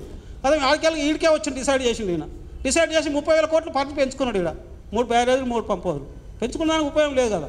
అయితే ఇప్పటికైనా ఇక్కడికే చేయాలి, చేస్తేనే ఇది చాలా అనుకూలం. ఇది వేస్ట్, ఇప్పుడు ఇది పనిచేయడం, ఈ పని రిపేర్ చేయడమే వేస్ట్. ఇవి వేస్ట్ ప్లేస్లో పెట్టిరు, అవి వేస్ట్ అయిపోయినాయి. ఇప్పుడు 30,000 కోట్లు వేస్ట్ అయిపోయినాయి. ప్లేసే వేస్ట్ ప్లేస్లో 3 ఇక్కడికి ఇప్పుడైనా ఇక్కడికి వెళ్ళి పెట్టినట్టుంటే ఇక్కడ దాకా గ్రావిటీలో వస్తాయి నీళ్ళు. గ్రావిటీలో వచ్చిన తర్వాత ఇక్కడ ఇంకొక ఛాన్స్ ఉంది. ఇంకోటి వాళ్ళు రిపోర్ట్ నేను చెప్పిన కదా, ఎక్స్పర్ట్ కమిటీ వాళ్ళు అట్లీస్ట్ గీడికెళ్ళి తీసుకోమన్నారు, వేములపల్లి కాడికెళ్ళి తీసుకోమన్నారు, ఇట్లా కలుపుకున్నారు. ఎందుకంటే ఇట్లా వద్దని చెప్పారు వాళ్ళు. ఇలా వేములపల్లి వాళ్ళు తీసుకుంటే ఏమైందంటే ఒక అడ్వాంటేజ్ ఉంది, వీడికెళ్ళి కొమరం భీము పెద్దవాగు ఇట్లా వస్తుంది, అనేక వాగులు, ఒక 3-4 వాగులు వచ్చి ఇట్లా పోతున్నాయి నీళ్ళు. దీని ద్వారా ఒక 90 టీఎంస్ నీళ్ళు పోతున్నాయి, 90 టీఎంస్ నీళ్ళు పోతున్నాయి. వీటిని పికప్ చేసుకోవచ్చు.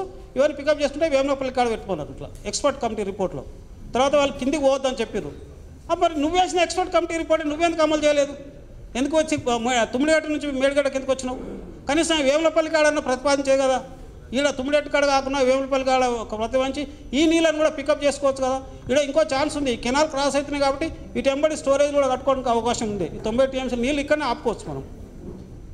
అయితే ఇప్పుడు ఇవన్నీ నువ్వు పరిశీలించకుండా రీడిజైన్ ఇటు పోయి దాన్ని వేస్ట్ చేసినట్టు అయిపోయింది కదా. ఇప్పుడు మొత్తం ఇది రిపేర్ చేసినా వేస్టే. నేను చెప్తా ఎట్లా రిపేర్ లోపాలు ఏంటి చెప్తా. అందుకనకంటే ఇవన్నీ ఇక్కడ ఇంత పెద్ద కెనాల్, ఇది ఈ కెనాల్కి ఇంత పెద్ద సెక్షన్, అయితే 69.5 మీటర్ల వెడల్పు ఇది కెనాలు. మామూలు కెనాల్ కాదు, 2 టీఎంసీల నీళ్ళు తీసుకొస్తుంది. 22,000 క్యూసెక్స్ నీళ్ళు అంటే 2 టీఎంసీలు డైలీ తీసుకొస్తుంది. 1.8 టీఎంసీలు అంటే 2 టీఎంసీలు డైలీ తరలించే కెనాల్ ఇది. 71 కిలోమీటర్లు తవ్విరు. దీని యొక్క కెనాల్ సైజు చూడండి, బాటం విడత 69.5 మీటర్లు కెనాల్ ఇది. మరి పోయి చూడండి ఎట్లా ఉంటుందో, 71 కిలోమీటర్లు 69.5 మీటర్ల కెనాల్ విడుతుతో తవ్విరు దీన్ని. అయితే ఇది ఇప్పుడు దీని యొక్క కెనాల్ అంటే కెనాల్ బెడ్ లెవెల్ అంటారు, 44 మీటర్లు తీసినప్పుడు 144.25 నుంచి దీని ఫుల్ సప్లై డెప్త్ 4.75 4 మీటర్ల 4.75 మీటర్ల ఎత్తుతో నీళ్ళు పోతే అప్పుడు సప్లై చేసేది ఉండే. ఇది ఎఫ్ఎస్ఎల్ ఫుల్ సప్లై లెవెల్ 149 ఇది. ఒకవేళ ఈ 148 అయినా ఇలా గుర్రాల మీద ఈడ అనుమతులు తెచ్చిండు. ఇక్కడ ఏంటంటే నది ఒడ్లకు ఒప్పుకొని వచ్చిండు. ఇక్కడ గుర్రాల మీద నది ఒడ్లకు ఎవడో ఒప్పుకుంటాడు మహారాష్ట్ర. నువ్వు అది నొడ్ల మందం ఆపుకుంటే ఒప్పుకోడు వాడు. ఒడ్డు దాటొద్దు అన్నాడు వాడు. ఒడ్డు దాటి నీళ్ళు ఆపొద్దు, 1/2 మీటర్ ఆడొద్దు, 1 మీటర్ ఆపొద్దు. అయితే ఈడ 48 ఒప్పుకున్నాడు వాడు. ఒడ్డు మందమేనా ఈడ ఒడ్డే, ఈడ మేడిగడ్డ కాడ ఈడ ఒడ్డేనా 100 మీటర్లు. ఈ 2 ఒడ్ల మీద నువ్వు అగ్రిమెంట్ చేసుకుని వచ్చి గుర్రాల మీద ఊడేంది, మళ్ళీ నీ ఖర్చుతో కట్టుడేంది, మొత్తం బ్యారేజ్లు వాడు బార్డర్ మీద ఉన్నాయి సగం ఖర్చుతో వాడు మనం కట్టుకోవాలి లెక్క ప్రకారం. అయితే వాడు మనల్ని ఉల్లు చేసిండు మహారాష్ట్రుడు. గడ్డల మందం పర్మిషన్ ఇచ్చిండు, గడ్డల మీద నీళ్ళు ఆపొద్దు, ఓన్లీ నది గర్భంలో ఆపుకోరు నీళ్ళు కిందనే. ఈ 100 మీటర్లు ఇది 89 అంటే మేడిగడ్డ కాడ నడి బెడ్ లెవెల్, ఇది మా గడ్డ నడి ఇరు ఫ్లాంక్ లెవెల్, ఒడ్డు లెవెల్ 100. ఈడనే 100 మీటర్లు పర్మిషన్ ఇచ్చిండు వాడు మహారాష్ట్రుడు. వాడు ఇంటెలిజెంట్గా పర్మిషన్ ఇచ్చి మన ఖర్చుతో కట్టిపించిండు కదా, మొత్తం మన ఖర్చుతోని. సంకర్షియాలి ఇద్దరు బార్డర్ ప్రాజెక్ట్ ఏమైనా బార్డర్ ప్రాజెక్ట్ సంకర్షియాలి, అది మన ఖర్చుతో కట్టి వేస్ట్ చేసిండు. ఈడ కూడా అంటే ఈడ కూడా నువ్వు ఒప్పుకొని వచ్చిండు 148 నుంచి 152 145 దిగినావు కదా. మరి దిగినప్పుడు ఇదే లెవెల్ ఈడ కట్టవచ్చు కదా. 9 ఎందుకు స్టార్ట్ చేయాలి, గీడికి ఎందుకు వచ్చినావు? ఇప్పుడు ఈడ కూడా నువ్వు నది గడ్డ మందమే ఒప్పుకొని వచ్చినావు 148. నది గడ్డల మీద 1 మీటర్ కదా 1/2 మీటర్ కూడా మహారాష్ట్రలో ఒప్పుకోలేదు అన్నావు. మరి అదే స్టార్ట్ చేయొచ్చు కదా, 9 కాడ స్టార్ట్ చేసి తవ్విన కెనాల్ వాడుకోవచ్చు కదా. ఎందుకు వాడుకోవాలి? అవకాశాలు చాలా ఉండే. రెండోది ఈడ వాడినట్టుంటే కెనాల్ సైజు ఇది పెద్దగా తీసినాం కదా, ఈడ వాడితే ఈ సైజు ఇప్పుడు 4 మీటర్లు తగ్గింది కదా, వాళ్ళు ఒప్పుకుంటలేదు. 52 నుంచి 152 140.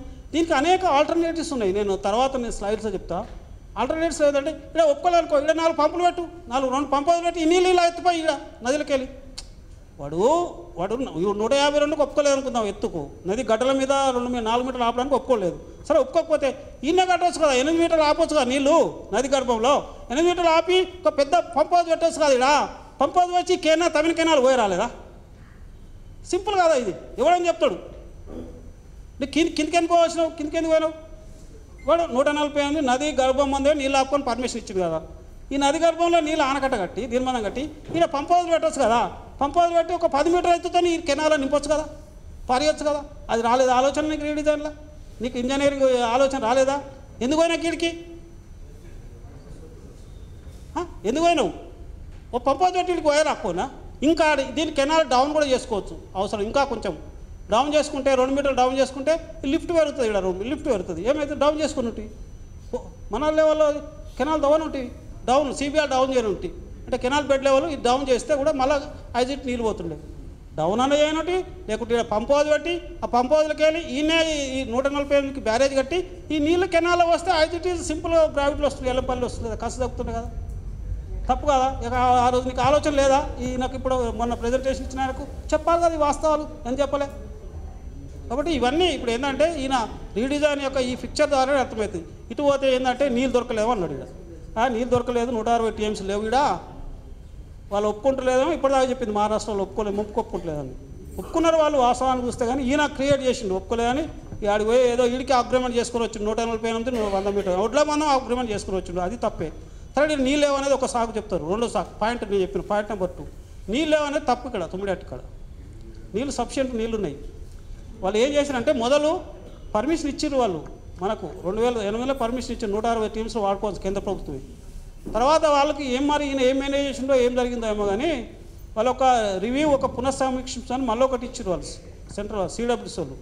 ఏమి ఇచ్చారంటే ఇక్కడ మేము 165 అప్పుడు ఇచ్చినాము క్లియరెన్స్, కానీ 165 ఉన్నాయి నీళ్ళు లేవని కాదు, ఎక్కువనే ఉన్నాయి. కాకుండా మీద కొంచెం మహారాష్ట్ర వాళ్ళు వాడుకునేటివి ఉన్నాయి ఒక 65 టీఎంసీలు అని మెల్లగా అన్నారు, 63 టీఎంసీ. అరే వాళ్ళు వాడుకుందరా వాళ్ళు ఇప్పుడు వాడుకుంటున్నారా మహారాష్ట్ర వాళ్ళు? నువ్వు ఇంత కెనాల్ అవి ఇంత ఖర్చు పెట్టినాక వాళ్ళు వాడుకునేదా? ఎప్పుడో 63 టీఎంసీలు వాడుకునేది ఉండే అని ఇప్పుడు ఎందుకు మార్చినావు? వీడికి నీళ్ళు లేవని ఎందుకంటావు? నికర జలాలు అంటే 70% ఆధారిత జలాలు వాళ్ళు ఈ 160 టీఎంసీలో 63 టీఎంసీలు వాడు ఎవడో ఫ్యూచర్లో వాళ్ళ ప్రపోజల్ ఉన్నదని అన్నాడు. వాడు ఫ్యూచర్లో ప్రపోజల్ ఉందంటే ఇప్పుడు ఎందుకు 102 టీఎంసీలు అయితే దొరుకుతాయి ఇక్కడ? నువ్వన్న ప్రకారము 102 అయితే నికరంగా దొరుకుతాయి కదా నికర జలాలు. మరి 63 పోతే ఫ్యూచర్లో వాడు వాడుకుంటానని చెప్పారు వాళ్ళు. వాడుకున్నప్పుడు ఇప్పుడు ఎందుకు నీకు బాధ వచ్చింది? వాడు వాడుకుంటుండా? మరి ఇప్పుడు నీకు గోదావరి నీళ్ళు కావేరికి మలుపుతా అంటున్నారు. ఛత్తీస్గఢ్ వాళ్ళు వాళ్ళు వాడుకునేదాకా వీళ్ళు స్కీమ్ టేకప్ చేస్తారట. మరి వాళ్ళు ఎట్లా చేస్తారు? ఇప్పుడు నేషనల్ ఎన్డబ్ల్యూ అంటే national government central government take up చేస్తుంది గోదావరి నీళ్ళను ఏదో కావేరికి మలుపుతా అంటారు. అంటే ఒరిస్సాలో వాడుకోని నీళ్ళు వాళ్ళు వాడుకునేదాకా 142 టీఎంసీలు మేము కొత్తగా ప్రాజెక్టు కావేరి కలుపుతాం. అంటే వాళ్ళు వాడుకునేదాకా ఒక ప్రాజెక్టు టేకప్ చేస్తానప్పుడు ఇక్కడ వాళ్ళు ఎప్పుడో 63 టీఎంసీలు వాడుకునేది ఉన్నది ఫ్యూచర్లో అన్నప్పుడు ఇది ఎందుకు మారవలసి వచ్చింది? పోనీ అన్నా కూడా 63 టీఎంసీలు తీసేసినా కూడా 102 టీఎంసీలు అయితే ఉన్నాయి కదా. మరి నీళ్ళేమని ఎట్లా అంటావు? నువ్వు 102 టీఎంసీలు ఇడికెళ్ళి మలిపినా కూడా గ్రావిటీ ద్వారా నీకు నెక్స్ట్ అది పోయిందా మళ్ళీ ఇక్కడ 102 టీఎంసీలు ఇక్కడ నువ్వు ఇడికెళ్ళి గ్రావిటీ ద్వారా తీసుకొచ్చేసి ఈ 90 టీఎంసీలు నీకు మంచిగా పికప్ చేసుకునే ఛాన్స్ ఉండే కదా. ఇడికి ఇక్కడ 90 టీఎంసీలు పోతున్నాయి కదా, ఇక్కడ 102 టీఎంసీలు నికర జలాలు. కానీ ఇక్కడ యాక్చువల్గా ఎవరేజ్ వాటర్ ఎంత ఉంది? 1154 టీఎంసీలో నీళ్ళు పోతున్నాయి ఇడికి. ఇది సెంట్రల్ గవర్నమెంట్ రిపోర్ట్. అంటే ఎవరేజ్ వాటర్ అంటే 50% ఆధారిత వాటర్. 75% ఆధారిత వాటర్ ఏమో నువ్వు అన్నట్టు 102 అనుకుందాం. 50% ఆధారిత వాటర్ ఇడికెళ్ళి 1154 టీఎంసీలు పోతున్నాయి సెంట్రల్ గవర్నమెంట్ లెక్కలే. ఇది కెనాల్ వేస్ట్ చేసిరు, రీడిజైన్ అంతా వేస్తే 2000 కోట్లు వేస్తే, ఇది 2000 కోట్లు వేస్తే, ఇక్కడ 3000 కోట్లు ఖర్చు పెట్టి ఇది వేస్తే. పోనీ నీళ్ళు ఎందుకు లేవు? ఆ 102 వాడుకోవచ్చు కదా. అప్పుడు హనుమంతరావు ఉండే అరే 102 వాడుకోరా ఇడికెళ్ళి పెట్టురు తర్వాత చూద్దరు. ఇక్కడ కెనాల్ అవి నువ్వు 102 ఇక్కడ నీళ్ళు లేవని ఒక సాకు కుంటి సాకు చెప్తురు పబ్లిక్. ఇక్కడ నీళ్ళు లేవు తుమ్మిడెట్టు కాడ, ఇది కుంటి సాకు సరైందా? ఇక్కడ 1154 టీఎంసీలో నీళ్ళు పోతున్నాయి 50% ఆధారితం. మరి నువ్వు 100% ఆధారితంలో ఒక 102 టీఎంసీలు వాడుకోవచ్చు, 50% ఆధారితంలో మిగతా నీళ్ళు వాడుకోవచ్చు. పోనీ ఈ నీళ్ళన్నీ మలుపుకోవచ్చు కదా. పెద్దవాళ్ళ నుంచి కుమరం బేవు ఇవన్నీ నీళ్ళు ఈ కెనాల్ అమ్ముడు పోతున్న నీళ్ళు కూడా ఇవి కూడా పికప్ చేసుకునే అవకాశం ఉంది కదా 90 టీఎంసీలు. ఈ 102 ఈ 90 190 టీఎంసీలు మంచి నీళ్లు నీకు అవకాశం లేదు. ఎల్లంపల్లికి తీసుకొచ్చి రావాల్సిందా? ఈ ఎల్లంపల్లి కాడ ప్రతి సంవత్సరం 100 టీఎంసీలు పోతున్నాయి. ఇది సోయి లేదా నీకు? ఇటుకెళ్ళి 100 టీఎంసీలు పోతాయి ఎల్లంపల్లికి. మరి సోయి ఉండాలి కదా. మరి నీళ్ళు ఏమని ఎట్లా అంటావు? నీళ్ళు 1100 టీఎంసీలు ఆడ ఏమనంటే నీళ్ళు నీకు జనం లేదు. ఇది వాడు ఏదో వాడతాడు మహారాష్ట్ర అని గప్పుడు వాడతాడు అని ఇప్పుడు నువ్వు అది డిజైన్ మార్చేది. అదో 2వ పాయింట్. 3వ పాయింట్కి వచ్చే వరకలా ఇక స్టోరేజ్లు మల్లన్న సార్ స్టోరేజ్లు పెంచారు. అప్పుడు స్టోరేజ్లు పాత ప్రాణాల చేవుల కింద కేవలము వాళ్ళు ఏం చేసిండ్రు, ఎక్కడికక్కడ లిఫ్ట్ చేయడానికి 2-3 టీఎంసీలో స్టోరేజ్లో పెట్టిండ్రు. మల్లన్న సార్ కూడా అట్లే పెట్టిండ్రు. 1.5 టీఎంసీ ఉండే మల్లన్న సార్, 1.5 టీఎంసీ ఉండే. ఈ రంగనాథ్ సార్ తక్కువ ఉండే, అనంతగిరి తక్కువనే ఉండే. తర్వాత కొండపోచమ్మ తక్కువ ఉండే. ఇది ఫామ్ హౌజ్, ఈయన పక్క పంట ఉంటుంది ఫామ్ హౌజ్. మీరు పోయి చూడర్రి, మొత్తం ఫామ్ హౌజ్ నింపుకుని నీళ్ళతో. కొండపోచమ్మ సాగరు ఆగమేఘమేళ కంప్లీట్ చేసి 1860 కోట్లతో కంప్లీట్ చేసి ఆయన అన్యాయాన్ని ఇక్కడ పెట్టేసి వార్ ఫుటింగ్లో కొండపోచమ్మ కంప్లీట్ చేసి కొండపోచమ్మకి వెళ్ళి మొత్తం ఆయన నీళ్ళు మొత్తం ఫామ్ హౌస్ శామలు చేసుకున్నాడు. ఇక్కడ 70 కోట్లు ఖర్చు పెట్టి మొత్తం చెర్లను రంగనాయక సారు ఒకటి పాండురంగ సాగర్ని 20 కోట్లు ఖర్చు పెట్టేసి ఉన్న చెర్లను లోతు చేసిండు, కొత్త చెరువు నిర్మాణం చేసిండు. అన్ని చెర్లు ఆయన ఫామ్ హౌస్ చుట్టూ మొత్తం కొండపోచమ్మ ద్వారా నీళ్లు సస్యశ్యామలం చేసుకుంటుండు. దీని కారణం తెలంగాణ తీసుకొచ్చింది, అమరవీరులో త్యాగాలు చేసింది. నీ కొండపోచమ్మ నీ ఫామ్ హౌస్ మొత్తం సమృద్ధి చేయడానికి ఆయన ఫామ్ హౌస్ చుట్టూ రోడ్డు చూడండి, పబ్లిక్ మనతో ఎంత ఖర్చు పెట్టిండో. 4 దిక్కులకి డబుల్ ఇళ్ళ రోడ్లు ఫామ్ హౌస్ చుట్టూ. ఈయన కొండపోచమ్మ సార్ ఆగమేళ కంప్లీట్ చేసి మొత్తం ఫామ్ హౌస్ చుట్టూ నీళ్లు. ఇదా ప్రజాధనంతో నీకు ఫామ్ హౌస్ చుట్టూ నీళ్ళు తీసుకురావడానిక? ఇది ఆగమేఘం కంప్లీట్ చేసినాం. ఇది ఇప్పుడు ఏం చేసినట్టే ఈ మల్లన్న సార్ 1.5 టీఎంసీలు ఉండే, దాన్ని రీడిజైన్లో బాగా 50 టీఎంసీలు చేసిండు. 14 ఊళ్ళ ప్రజలను నిర్వాసితులను చేసిండు. 10,000 మందిని నిర్వాసితులు చేసి వాళ్ళు ఇప్పుడు వాళ్ళు ఎట్లా నిర్వాసితులు అంటే ఒకే చోట క్యాంప్ వేసి గజ్వేల్ దగ్గర వాళ్ళు బిచ్చం ఎత్తుకుంటారు, చనిపోతారు, ఆత్మహత్యలు చేసుకుంటారు. ఇలా మంచి సస్యశామాలైన ఊళ్ళు 14 ఊళ్ళు ఇక్కడ అడవులో ఉండే. అడవులు మొత్తం 200 చెర్లు ఉండే. ఇంట్లో మల్లన్న సార్లో 200 చెర్లు, పక్కపట్టి అడవి, 3000 ఎకరాల అడవి భూమిని ముంచినావు నువ్వు. ఇది చెప్తానే తర్వాత ముంచి ఇదన్నీ రీడిజైన్ అనవసరంగా ఇప్పుడు నింపుతున్నాయి. ఎంత తెలుసా? 10 టీఎంసీలు కూడా నింపుతలేడు. ఏమంటే దీనికి వీళ్ళు లెక్కల లేదు. ఒక క్రాప్ వాటర్ రిక్వైర్మెంట్ టేబుల్ ఉంటుంది, దాని యొక్క అనేక ఉంటాయి. దీని యొక్క రెజ్యూమ్ టేబుల్ అంటారు, క్రాప్ వాటర్ రిక్వైర్మెంట్ టేబుల్ ఉంటుంది, దీని యొక్క వర్కింగ్ టేబుల్ ఉంటాయి. నీళ్ళు ఇవ్వాలంటే అనేక ఏమి లేవు, పాటించలేదు. ఇది అనవసరంగా 50 టీఎంసీలు చేసి ఇట్లా ఈ ప్రజలను నిర్వాసన చేసిన కొండపోచమ్మ సార్. కానీ ఇది కొండపోచమ్మ సార్ కూడా 7 టీఎంసీలు అనుమతి తీసుకొని 17 టీఎంసీలు పెంచింది. అనుమతే లేదు, 7 టీఎంసీకే ఉంది అనుమతి. రీడిజైన్ ఇవన్నీ ఈడ 1 టీఎంసీ ఉండే, కొండపోచమ్మ సైడ్ 1.5 టీఎంసీ ఉండే, రంగనాథ్ సార్ 1.7 ఉండే, ఈడ ఒకటే ఉండే. ఇవన్నీ డిజైన్ మార్చి ఇవన్నీ ఇట్లా చేసి రీడిజైన్ చేసి 30,000 కోట్లు అంటే 1,30,000 కోట్లు తీసుకొచ్చేసిండు.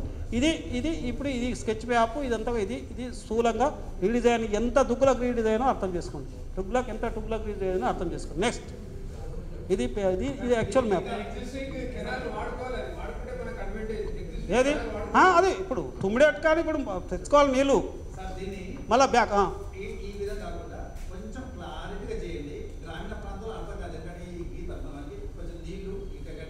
అదో గిడ కట్టేది ఇక్కడ. అదే చెప్తా. నేను కూడా మామూలుగా ఇంజనీర్ బ్యాచులర్ కాదు. ఈడ కేసీఆర్ ఫామ్ హౌస్, ఇగో కేసీఆర్ ఫామ్ హౌస్ చెప్పిన. అదే ఇప్పుడు మొత్తం కాళేశ్వరం కేసీఆర్ ఫామ్ హౌస్ అయితే వారుతుంది. ఏవి ఎక్కడ వార్తలేవు. కేసీఆర్ ఫామ్ అయితే వారుతుంది, ఎక్కడేం వార్తలేవు. ఇప్పుడు ఈడ పట్టేది ఉండి ఇప్పటికైనా ఈయన కడితేనే సక్సెస్ అవుతుంది. కాళేశ్వరం ఈడికైనా వస్తాయి, ఎల్లంపల్లికి వస్తాయి నీళ్ళు. 102 టీఎంసీలన్నీ వస్తాయి నికర జలాలు అనుకుందాం. ఇవన్నీ ఈడికి వస్తాయి కదా. ఇంకో ప్రపోజల్ ఉన్నది. ఇంకో ప్రపోజల్ ఏంటంటే ఈ జైపూర్ వాగు పోతుంది. ఇట్లా ఈ జైపూర్ వాగు పోతుంది. ఈ దాకా ఇది కెనాల్ తీసారు కదా. ఈ చిన్నగా జైపూర్ వాగు లింక్ చేసి వీటికి గ్రావిటీలు వస్తాయి నీళ్ళు. అంటే ఈడికెళ్ళి 9 ఈ 71 మీటర్ నుంచి జైపూర్ వాగు లింక్ చేస్తే మొత్తం వితౌట్ లిఫ్ట్లో వస్తాయి నీళ్ళు. ఎల్లంపల్లి టౌన్లోకి వస్తాయి. 360 రోజులు వస్తాయి. అది కూడా ఇచ్చిన ప్రతిపాదన. అది కూడా లెక్క చేయలే. ప్రతిదీ నేను ఎవ్రీ టైం రిప్రజెంటేషన్ ఇస్తున్నా గవర్నమెంట్కు. నా రిప్రజెంటేషన్ చూస్తారు తర్వాత. ఈడ నువ్వు 2 టీఎంసీలు మళ్ళీ మొదలుపెట్టి 3వ టీఎంసీ మొదలుపెట్టి కదా 4,500 కోట్లు ఇచ్చింది కదా. ఇచ్చినప్పుడు నేను చెప్పిన ఒకటి రిప్రజెంటేషన్ ఇచ్చిన, అయ్యా ఈడ పెట్ట ఖర్చు ఎట్లా 2 టీఎంసీలు పెట్టినావు చాలు. ఈ 1 టీఎంసీ 4,500 నామినేషన్ ఇయ్యాక ఈ 4,500 ఈడ పెట్టు బాబు చెప్పిన. 9 కాడ ఇప్పటికైనా స్టార్ట్ చేయి. నువ్వు ఎందుకు ఇక్కడ ప్రతిపాదిస్తావు? ఇక్కడ 11 పంపుల నుంచి 17 పంపులు చేసిండు, 6 పంపులు పెంచిండు. నువ్వు వేస్ట్ కాడ ఏం లాభం? 11 పంపుల నుంచి 17 పంపులు చేస్తే అవి మునిపోయినాయి. అదొకటి చెప్తావు కథ. అది అప్పుడు కూడా నేను రిప్రజెంటేషన్ ఇచ్చిన. ఇది వద్దు, నువ్వు ఈడికే ఆ 4,500 ఈడన్నా ఖర్చు పెట్టి మళ్ళీ 9 స్టార్ట్ చేయి. ఎట్లా నువ్వు అగ్రిమెంట్ చేసుకున్నావు కదా దీనికి 148 నదిలో నీళ్ళు ఆపడానికి చేయి. ఈడికెళ్ళి ప్రతిపాదనలు అయితే మళ్ళీ ఈ జైపూర్ వారిని లింక్ చేస్తే 360 రోజులు ప్రాణహిత నది నీళ్లు మొత్తం ఎల్లంపల్లికి వచ్చి పడతాయి, గోదావరి వచ్చి పడతాయి. వితౌట్ ఏం కరెంట్ లేకుండా ఏం పైసలు మిగులుతాయి, మొత్తం మిగులుతాయి. అంటే ఇటువంటివి కూడా ఇవన్నీ ఏం లెక్క చేయకుండా ఇప్పుడు అంటే వార్దా గిడికెళ్ళి చేస్తాడు, గిడికెళ్ళి చేసేట మళ్ళీ ఏదో కొత్తగా గిడ కడతాడు, మళ్ళీ వార్దా కడతాడు, పిచ్చి చేశారు. అంటే గవర్నమెంట్ వస్తే కట్టునేమో అని పోయింది చెప్తాడు, అట్లా గిడ కడతాడు. ఈ తుమ్మిడి అట్ట ఇడిచిపెట్టాడు, గిడ కడతాను ఒకటి వార్త మీద ఎంత పిచ్చి తుగులకు రీడిజైను ఇవన్నీ ఏది వదిలిపెట్టి ఇవన్నీ చెప్పలే. మరి శ్రీ మురళీధరరావు చెప్పాలి కదా, ఇవన్నీ చెప్పాలి కదా నువ్వు. తర్వాత ఇక్కడ స్టోరేజ్లు ఎందుకు పెంచిన అనేది మూడో అంశం. కేంద్ర ప్రభుత్వం స్టోరేజ్లు పెంచమని లేదు. వాళ్ళు ఏమన్నారంటే ఆన్లైన్ రిజర్వాయర్స్ మీకు స్టేట్మెంట్ చూపిస్తా.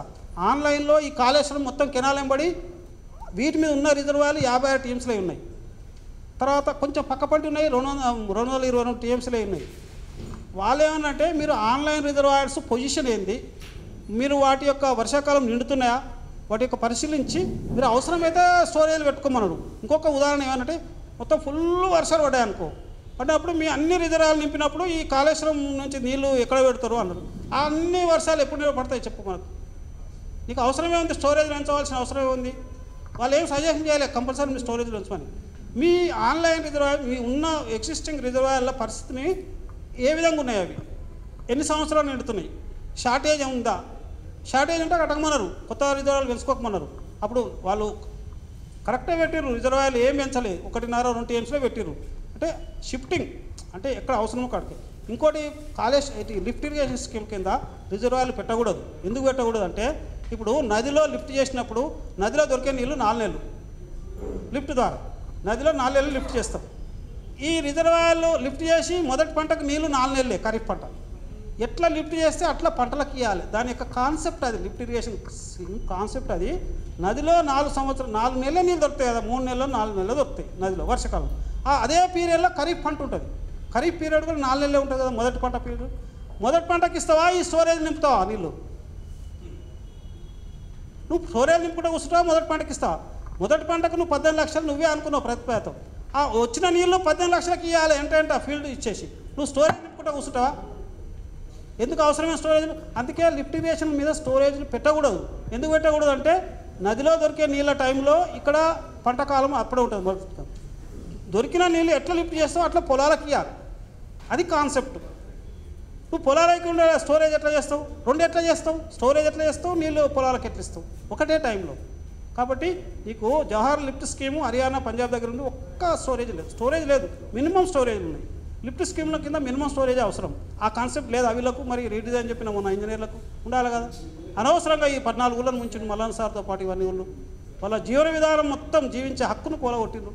బిచ్చలు ఆడుకుంటారు వాళ్ళు, బిచ్చమై ఆత్మహత్యలు చేసుకుంటారు. ఎందుకంటే సస్యశ్యామలమైన ప్రాంతం సార్ తెలుసు. 960 రోజులు ధర్నాలు చేసిరు వేములగట్టు కాడ. ప్రజలు మొత్తుకున్నారు, ఇంత నువ్వు ఏదుకు నువ్వు పెంచకుర్రి మల్లన్న సార్, ఇంత స్థాయి పెంచకుర్రి. నేను కూడా సుప్రీంకోర్టులో కేసు వేసిన మల్లన్న సార్ మీద 5 టీఎంసీ చాలు, 10 టీఎంసీ చాలు, మీరు ఎక్కువ చేయకుర్రి.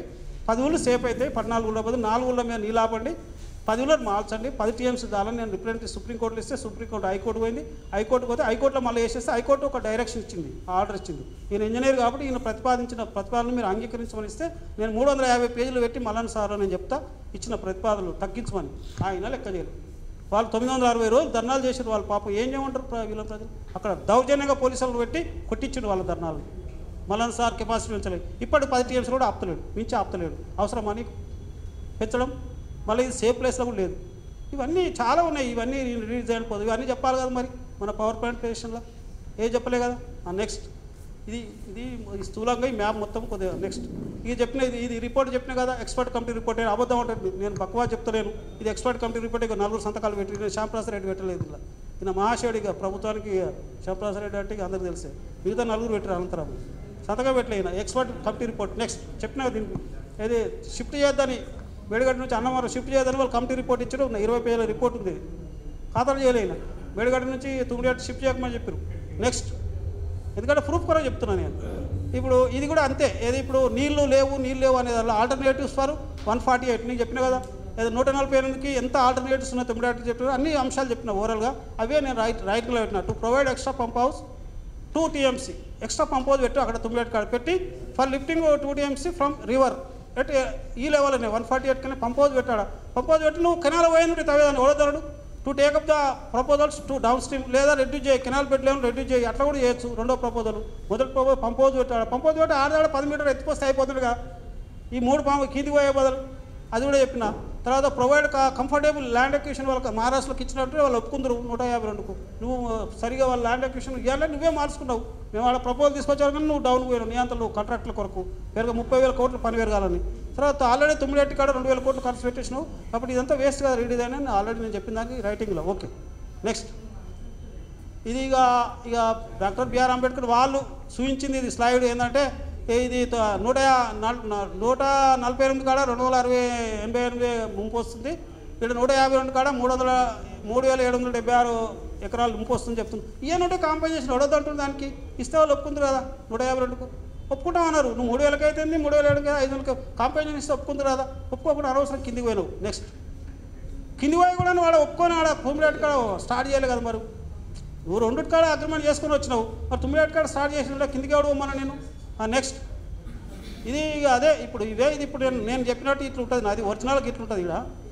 ఇక్కడ అది మా 148 గిడ మేడిగడ్డ బ్యారేజ్ ఇక్కడ అన్నారు. ఇవి నది వాళ్ళ ఏంటంటే ఆ అగ్రిమెంట్ మేము చేసుకొని వచ్చినాం పొడిచినాము. ఇక్కడ 23వ తారీఖు ఆగస్టు 2016 నాడు 148కి ఒప్పుకొని వచ్చినాం. ఒక 2 గడ్డల మందమే నీళ్ళు ఒక 6 మీటర్లు కూడా పైన కాకుండా మళ్ళీ 100 మీటర్ల కాడ ఒప్పుకొని వచ్చినాం. మేడిగడ్డ కాడ అని ఇది ఒక గుర్రాల మీద ఊగిన స్టేట్మెంట్. ఇది గుర్రాల మీద ఊగింపు చేసి వచ్చి ఏదో ఘనకార్యం చేసుకొచ్చినట్టు. నది ఒడ్ల మందం నీళ్ళు ఆపుకొని వచ్చి మీద 1 మీటర్ 2 మీటర్లు సాధిస్తే లెక్క. నది ఒడ్ల మందం ఎవడో ఒప్పుకుంటాడు కదా. అలా నదిలో ఆపుకోరా అంటే ఎవడన్నా నదిలో ఎట్లా నీళ్ళు ఆపుతాయి కదా. గంతమందం నీళ్ళు ఆపుకుని మీదకి ఆపోదా అంటే నీ ఖర్చుతో ఇంకా పెడతారా ఎవడన్నా. వాళ్ళు మహారాష్ట్రలో మనల్ని మర్చి బురద పెట్టిండు. అదే స్టేట్మెంట్. ఓకే నెక్స్ట్ ఇది నేను పాయింట్ నెంబర్ 2 చెప్పిన కదా వాటర్ ఎందుకు దొరకదు ఇవన్నీ ఎర్లియర్ వాళ్ళు పర్మిషన్ ఇచ్చారు సెంట్రల్ గవర్నమెంట్. ఇచ్చిన తర్వాత వాళ్ళు రివ్యూ చేసుకున్నారు. ఏదో వాళ్ళకు అదో పెద్ద కథ ఉంది. పోలవరం పర్మిషన్ ఇచ్చారు ఇళ్ళకేళ్ళ నీళ్ళు ఇచ్చినప్పుడు వాళ్ళు ఏదో తిక్కమక్క చేసి 60 మీదోళ్ళు వాడతారట అన్నారు. అది ఎవడు నీకు ఇది అదే ప్రిన్సిపల్ ఇచ్చారు. వీళ్ళు పర్మిషన్ ఇచ్చారు మొదట్లో 160కి ఇస్తేనే పని మొదలుపెట్టారు వీళ్ళు. వాళ్ళు ఏంటంటే రివ్యూ చేసుకోమన్నారు. ఏదో మీదోళ్ళకు ఇంకా 63 TMSలు అవసరం ఉన్నాయట మీరు ఆలోచించుకోమంటే పోతారా కిందికి పోతావా. నెక్స్ట్ ఇది దాందే స్టేట్మెంట్ వాటర్ది. ఇది కూడా ఆల్టర్నేటివ్స్ టు ద 9కి నేను చెప్పినా కూడా 9కి ఏమేమి ఆల్టర్నేటివ్స్ ఉన్నాయనేది 70 కిలోమీటర్లు తవ్విన తర్వాత అప్పర్ స్టేట్స్ ఒక 63 TMSలు వాడినంత మాత్రం లేదు. అదే నేను చెప్పింది అంత 102కు ఉన్నప్పుడు ఈ సైడ్లో వచ్చే వాగులన్నీ కూడా వాడుకోవచ్చు కదా పెద్ద వాగు ఇవన్నీ. ఇవి 192 TMSలు అవుతున్నాయి. ఇది 102 ఒరిజినల్ అనుకో. ఇవో 90 వాటి 192 అవుతున్నాయి. నీకు 160 కావాల్సింది కదా కిందికి కావాల్సినవి ఇవన్నీ రైటింగ్లో పెట్టిన నేను. ఈ స్టేట్మెంట్ ఇదంతా వాళ్ళు ఇచ్చింది సెంట్రల్ గవర్నమెంట్ ఇచ్చిన రివ్యూ పాయింట్ ఇది. నెక్స్ట్ ఇది కూడా ఇది నేను చెప్పినా కూడా 1164 54 TMSలు 9 కాడ అవైలబుల్ ఉన్నాయి. మేడిగడ్డ కాడ 1600 ఉన్నాయి. ఇక్కడ ఎవరేజ్ వాటర్ అంటారు అంటే 50% దొరికే నీళ్ళు 1100 TMSలు ఉన్నాయి 9 కాడ. ఇది నేను తయారు చేసింది కాదు సెంట్రల్ గవర్నమెంట్ CWPS ఇచ్చింది. CWPS రిపోర్ట్ ఇది నీకు బుద్ధి లేదు. చూసుకో 1100 TMSలు అవైలబుల్ ఉన్నాయి 9 కాడ. ఎవరేజ్ వాటర్స్ 50% అవైలబుల్ అది. నెక్స్ట్ ఇవన్నీ అంటే నేను సపోర్టెడ్ డాక్యుమెంట్ చెప్తున్నాను. ఇది ఇక్కడ నేను చెప్పిన నీకు ఈ మోర్ వాటర్ మోర్ స్టోరేజ్ ఎందుకు అవసరం వచ్చినాయి. ఆన్లైన్ లీడర్స్ వాళ్ళు ఇట్లా సింపుల్గా ప్రతిపాదించారు. స్టేజ్ వైజ్ ఒక కాడ 9 కాడ అప్పుడు 5 TMSలు అనుకున్నారు. దాని తర్వాత నెక్స్ట్ స్టేజ్ కాడ ఇంకో స్టేజ్ కాడ 1.5 TMSలు ఇంకో స్టేజ్ కాడ ఇది తలకపల్లి అంటే మళ్ళీ సార్ ఈడో 1.5 TMSలు ఇది తిప్పారం అంటే పావలపర్తి ఈ పావలపర్తి 1 TMS ఇట్లా సింపుల్గా పెట్టిరు వాళ్ళు సబ్మర్జెన్స్ లేకుండా. చేవెళ్ళ కాడ ఇది ఒక 3 TMSలు సింపుల్గా రిజర్వాయర్లు పెట్టారు. ఈ రిజర్వాయర్లు ఎనఫ్ అసలు నువ్వు రిజర్వాయర్ పెంచవలసిన అవసరం లేదు. మల్లన్ సార్ కొండపోసిన సార్ ఎందుకు పెంచవలసిన అవసరం అంటే నెక్స్ట్ నీకు ఆన్లైన్ రిజర్వాయర్ చెప్తా. నెక్స్ట్ ఆన్లైన్ రిజర్వాయర్స్ ఇన్ని ఉన్నాయి. ఏది ఎల్లంపల్లి ఉంది కెనాల్ ఎంబడి కెనాల్ మీద మిడ్ మానేర్ ఉంది 26 TMSలు 25 TMSలు. తర్వాత అప్పర్ మానేర్ 2 TMSలు కడేముంది 7.5 TMSలు. ఇవి మసాబ్ ట్యాన్ ఉన్నాయి. ఇవన్నీ కలిసి 50 TMSలు నీకు ఆన్లైన్లు ఉన్నాయి కదా. అవి వాడుకోవచ్చు కదా. నువ్వు స్టోరేజ్ పెంచవలసి ఉంది. ఇవి ఓంగా ఆఫ్లైన్ అవుతల లైన్ మీద లేని ఇంకా నెక్స్ట్ లైన్ మీద లేని ఇవన్నీ ఉన్నాయి. శ్రీరామ్ సాగర్ ఉంది 90 TMSలు. నీకు 60 TMSలు మలుపుతున్నావు కదా. మరి దీన్ని నీ 60 TMSలు ఎట్లా షిఫ్ట్ చేస్తాను కదా. నీకు స్టోరేజ్ పెట్టాల్సిన పని ఉంది. తర్వాత సింగూరు ఉంది 30 TMSలు కనెక్ట్ చేసుకున్నావు కాలేజ్ను. ఇది ఇంట్లో వాడుకోవచ్చు కదా. వీడికెళ్ళి సిటీ వాటర్ వస్తున్నాయి కదా సింగూరు నుంచి ఎందుకు వాడుకోవాలి. ఉన్న స్టోరేజ్ కదా ఉన్న స్టోరేజ్ వాడుకోవాలి కదా. నువ్వు కొత్త స్టోరేజ్ మళ్ళీ సార్ ఎందుకు కట్టినావు. తర్వాత ఇప్పుడు ఇది కూడా ఇగో తర్వాత నిజాం సాగర్ ఉంది అదో 18 TMSలు ఉంది. అది వాడుకోవచ్చు కదా. ఎందుకు పెంచినావు మల్లన్ సాగరు. ఇక అనే మల్లన్ సాగర్ ఇతర స్టోరేజ్ మీడియం ఇరిగేషన్ స్టోరేజ్ ఒక 50 TMSలు వరకు ఉన్నాయి. ఇవన్నీ కలిసి 220 TMSలు. అవో 50 లైన్ మీద ఉన్నాయి. ఇవో 200 లైన్ పక్కకు ఉన్నాయి. మొత్తం 350 TMSలు నీకు ఉండగా నువ్వు మల్లన్ సార్ ఎవడు పెంచమన్నా నిన్ను 50 TMSలో మూర్ఖంగా పెంచినావు కదా. కాంట్రాక్ట్ల కొరకే కదా. అప్పుడు 4 ఊళ్ళు అయ్యేది 14 ఊళ్ళని మించినావు. 500 కోట్లతో అయ్యేది 15,000 కోట్లు చేసినావు మళ్ళీ సార్ను. ఇది నీ రీడిజైన్. ఇది నెక్స్ట్ ఇదే చెప్పిన మల్లన్ సార్ చరిత్ర వాళ్ళ దీనాగాథ చెప్పిన ఒక 14 ఊళ్ళు పోయినాయి. వాళ్ళ ప్రైవేట్ ల్యాండ్ 13-14 ఎకరాల దాకా పోయింది. ఫారెస్ట్ ల్యాండ్ ఒక 3,000 చిల్లర పోయింది. టోటల్ 17,000 ఎకరాలు పోయింది. వాళ్ళ దీనాగాథ మొత్తం కాళేశ్వరం ప్రాజెక్టు మీద 93,000 ఎకరాలు సేద్యం సేకరించారు. అందులో ఫారెస్ట్ ల్యాండ్ 7,000 ఉన్నది. తర్వాత ప్రైవేట్ ల్యాండ్ 85,000 ఉన్నది. తర్వాత మహారాష్ట్ర ల్యాండ్ ఒక 430 సబ్మర్జ్డ్ చెర్ల కింద మునిపోయింది 45,000 ఉంది. ఇది ఒక వాళ్ళ దీనగాథ మల్లన్ సార్. నెక్స్ట్ ఈ మల్లన్ సార్ ఇది దీని మ్యాప్. ఇదంతా 14 ఊళ్ళు మునగొట్టింది. ఇలా ఇదంతా టెంపరీ కట్ట పోసిండు. నదికి ఇట్లా పోతుంది, ఇట్లా పుడ్లేరు వాగి ఇట్లా పోతుంది. నది కట్టగానే పోయాలన్నా నది పక్క పంట ఇట్లా టెంపరీ కట్ట పోసిండు. మొత్తం ఆర్టిఫిషియల్ కట్ట అంటారు దీన్ని. 23 కిలోమీటర్ల కట్ట ఇది. ఇది మన ట్యాంక్ లెక్క, వాటర్ ట్యాంక్ లెక్క కట్టింది ఇది. వీడికి నది కట్టంగా కాదు, మైదానం మీద వాటర్ ట్యాంక్ లెక్క 23 కిలోమీటర్ల కట్ట ఇది. దీని కట్ట ఎత్తు 60 మీటర్లు. ఇంట్లో 14 ఊళ్ళు ముంచిండు. ఇలా అయితే 14 ఊళ్ళు ముంచిండు. 14 ఊళ్ళు ఇక్కడ మొత్తం ఫారెస్ట్ ఇది. వాళ్ళొక 2 పంటలు 3 పంటలు వండే భూములు అవి. మొత్తం 200 చెరుకుంటలు ఉండే సస్యశ్యామలమైన ప్రాంతం. వాళ్ళ నిర్వీర్యం చేసి వాళ్ళ బ్రతుకులు నాశనం పట్టించిండు అనవసరంగా రీడిజైన్లో. చచ్చిపోతారు వాళ్ళు జీవనాధారం లేక. మొత్తం గజ్వేల్ దగ్గర దాదాపు 10,000 మంది 14 ఊళ్ళో ప్రజలను ఒక్క దగ్గర చేసి నేనేం ప్రతిపాదించిన అంటే అప్పుడు నేను సుప్రీంకోర్టు పోయేటప్పుడు ఈ ప్లాన్స్ అది ప్రతిపాదించిన. అప్పటికే ఈయన ఏం చేసిందంటే 51 కోట్లతో అడిషనల్ కెనాల్ వేసుకున్నాడు తొందరగా కొండపాశకు రావాలని. ఈ మల్లన్ సార్ రాకముందే 51 కోట్లు ఖర్చు పెట్టిడా. దీని వెంబడి వాడి వెంబడి ఖర్చు పెట్టి ఏం చేసినంటే ఇక్కడికి కొండపోచాము నీళ్ళు తెచ్చుకున్నాడు. అయ్యా నువ్వు కెనాల్ వేసుకున్నావు కదా మల్లన్ సార్ కాకుండా, ఈ కెనాల్ని కొండపోచం సార్ వస్తాయి కదా, ఈ 10 టీఎంసీలు గీడా బాబు ఇది మొత్తం బంద్ చేయమని చెప్పినది. అంతా కట్టంతా బంద్ అయ్యింది. గీడాపు గీడికి కాపు నీళ్ళు 10 టీఎంసీలు ఆగుతాయి. 3 ఊళ్ళు పోతాయి. ఎర్రవల్లి పోతుంది, ఎర్రవల్లి తర్వాత అది పల్లెపాడు పోతుంది. అంతే ఈయనే ఆపు నీళ్ళు, ఈయనే ఆపు 10 టీఎంసీలు. నువ్వు కెనాల్ ఎట్లాగా తెచ్చుకున్నావు? అది నాయన కెనాల్ ఇడికి వెళ్ళి 50 కోట్లు పెట్టి తెచ్చుకున్నావు కదా. ఈ మల్లన్ సార్ ఎందుకు నాయన ఇది నిండి ఇడికి నీ కొండపోచం పోవడానికి అవసరం లేదు బాబు. నువ్వు ఎట్లా కెనాల్ వేసుకున్నావు, ఇది ఎక్స్ట్రా కెనాల్ వేసుకున్నావు. ఎక్స్ట్రా కెనాల్ మల్లన్ సార్ అయితే ఇది మునిపోయింది, ఇది వేస్టే. ఇది నేను వేస్ట్ చెప్తా ఏమేమి వేస్ట్ చేసిందో తర్వాత ఇవన్నీ నేను రిప్రజెంటేషన్ ఇచ్చి ఇదే మ్యాప్ పెట్టి హైకోర్టులో వేసిన, సుప్రీంకోర్టులో వేసిన, హైకోర్టులో వేస్తే వాళ్ళు నా ప్రపోజల్ను కన్సిడర్ చేయమన్నారు. ఎక్క పెడతాడు ఆయన. ఈయన అప్పుడు నేను చెప్పినట్టు ఈ కట్ట గిందాక అయిండే. వీడికే ఇటు మలపండ కట్ట కలిపి ఇట్లా కలిపితే ఇక్కడ ఫారెస్ట్ 3,000 ఎకరాలు ఫారెస్ట్ మిగులుతుండే. ఇక్కడ నుంచి ఇక్కడ 10 ఊళ్ళు సేఫ్ అవుతుండే. వినలేదు. ఇప్పుడేం చేస్తారు మొత్తం పోసిరు కదా కట్ట. ఈడికేళ్ళు ఇదంతా పోసిరు, అవన్నీ ఖాళీ చేసిరు కదా. నేను ప్రతిపాదించిన ఇన్ టైంలో నేను డిపార్ట్మెంట్లో ప్రతిదీ రిప్రజెంటేషన్ ఉన్నది. అందరూ ఓరలో మీటింగ్ పెట్టిరు ఏమో చేసిరు కానీ ప్రతిదీ నా ప్రతిపాదన రైటింగ్లో ఉన్నది. కోర్టు ప్రకారం కానీ మొత్తం బుట్టదాఖలు చేసిండు ప్రతిపాదన. నేను చెప్పిన ప్రతిపాదన బుట్టదాఖలు నేను స్వయంగా ఇచ్చిన ఇట్లా మ్యాప్ వేసిన ఒక ఇంజనీర్గా 350 పేజీలు ఇచ్చేసిన రిప్రజెంటేషన్ అన్ని బుట్టదాఖలు. మల్లన్ సార్ 50 టీఎంసీలు చేసేదాకా వదిలిపెట్టలేదు. సార్కు తెలుసు మల్లన్ సార్ యొక్క ప్రజల కోసం ఏముంది. నెక్స్ట్ ఇది మల్లన్ సార్ మ్యాప్. ఇది అయ్యి ఆయన కదా కేసీఆర్ యొక్క ఇంజనీర్. నెక్స్ట్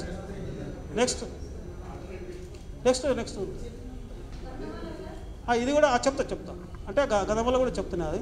ఇప్పుడు ఇదంతా ఇది సిస్మిక్ జోన్లో కట్టిన అనేది వాళ్ళు భూగర్భ జలాలు. మల్లన్ సారు అది ఎర్త్క్వేక్ జోన్లో 3rd జోన్ ఉందని వాళ్ళకు రిపోర్ట్ ఇచ్చారు. అది ఎప్పటికైనా డేంజర్ జోన్లో ఉందని చెప్తారు మల్లన్ సార్. అందుకే నింపుతలేడు అది పూర్తిగా. నింపితే బయటపడదు, మన దాకా నింపలేదు.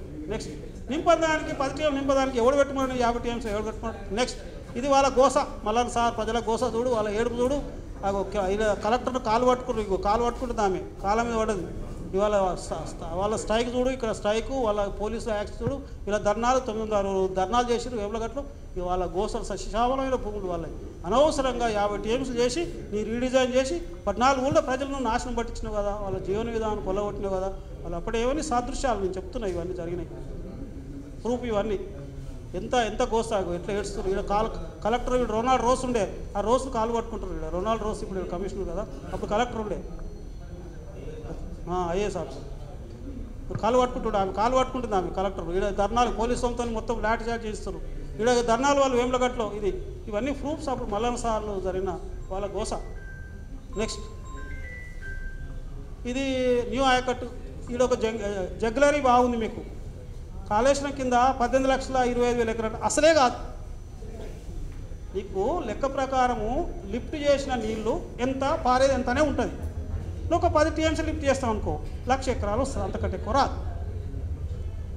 100 టీఎంసీ లిఫ్ట్ చేసినావు అనుకో 10 లక్షల ఎకరాలు వస్తుంది. కానీ ఈ జగ్లరీ చేసిండు. ఇక్కడ అంతకంటే ఎక్కువ రాదు. 10 టీఎంసీ లిఫ్ట్ చేస్తే అంతకంటే ఎక్కువ అసలే రాదు.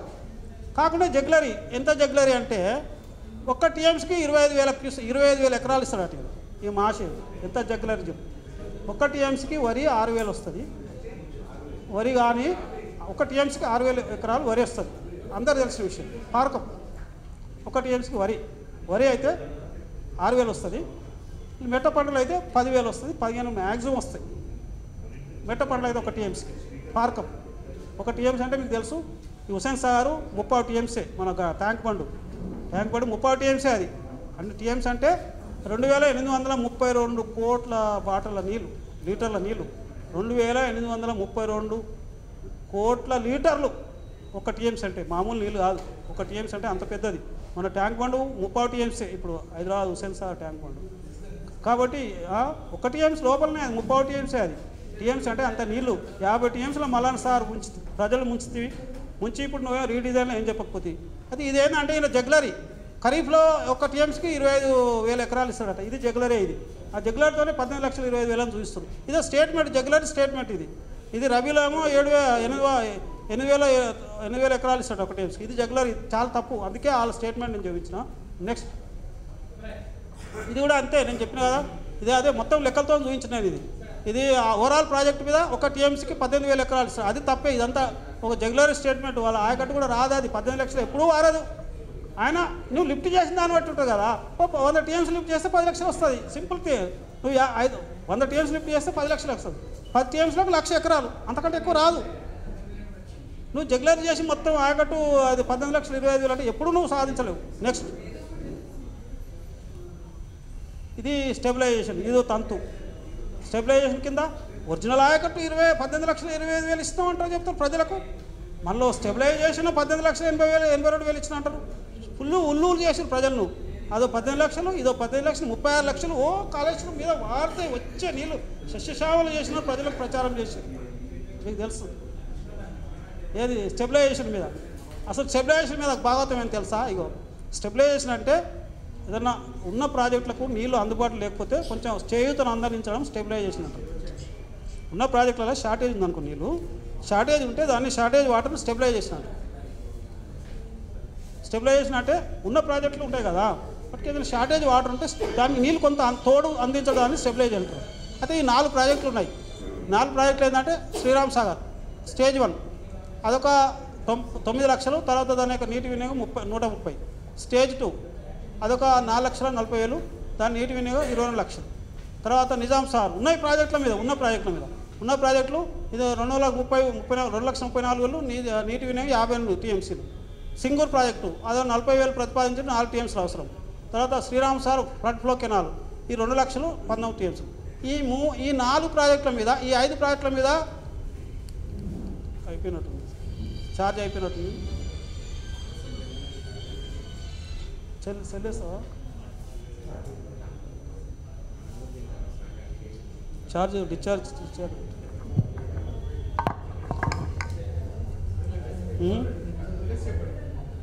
సరే. ఇప్పుడు ఆ 4 ప్రాజెక్టుల మీద వీళ్ళు ఇస్తున్న నీళ్ళు ఎంత? ఇలా కాళేశ్వరం మీద ఉన్నాయి, సెల్ ఉన్నాయి, కొత్త వేసాం.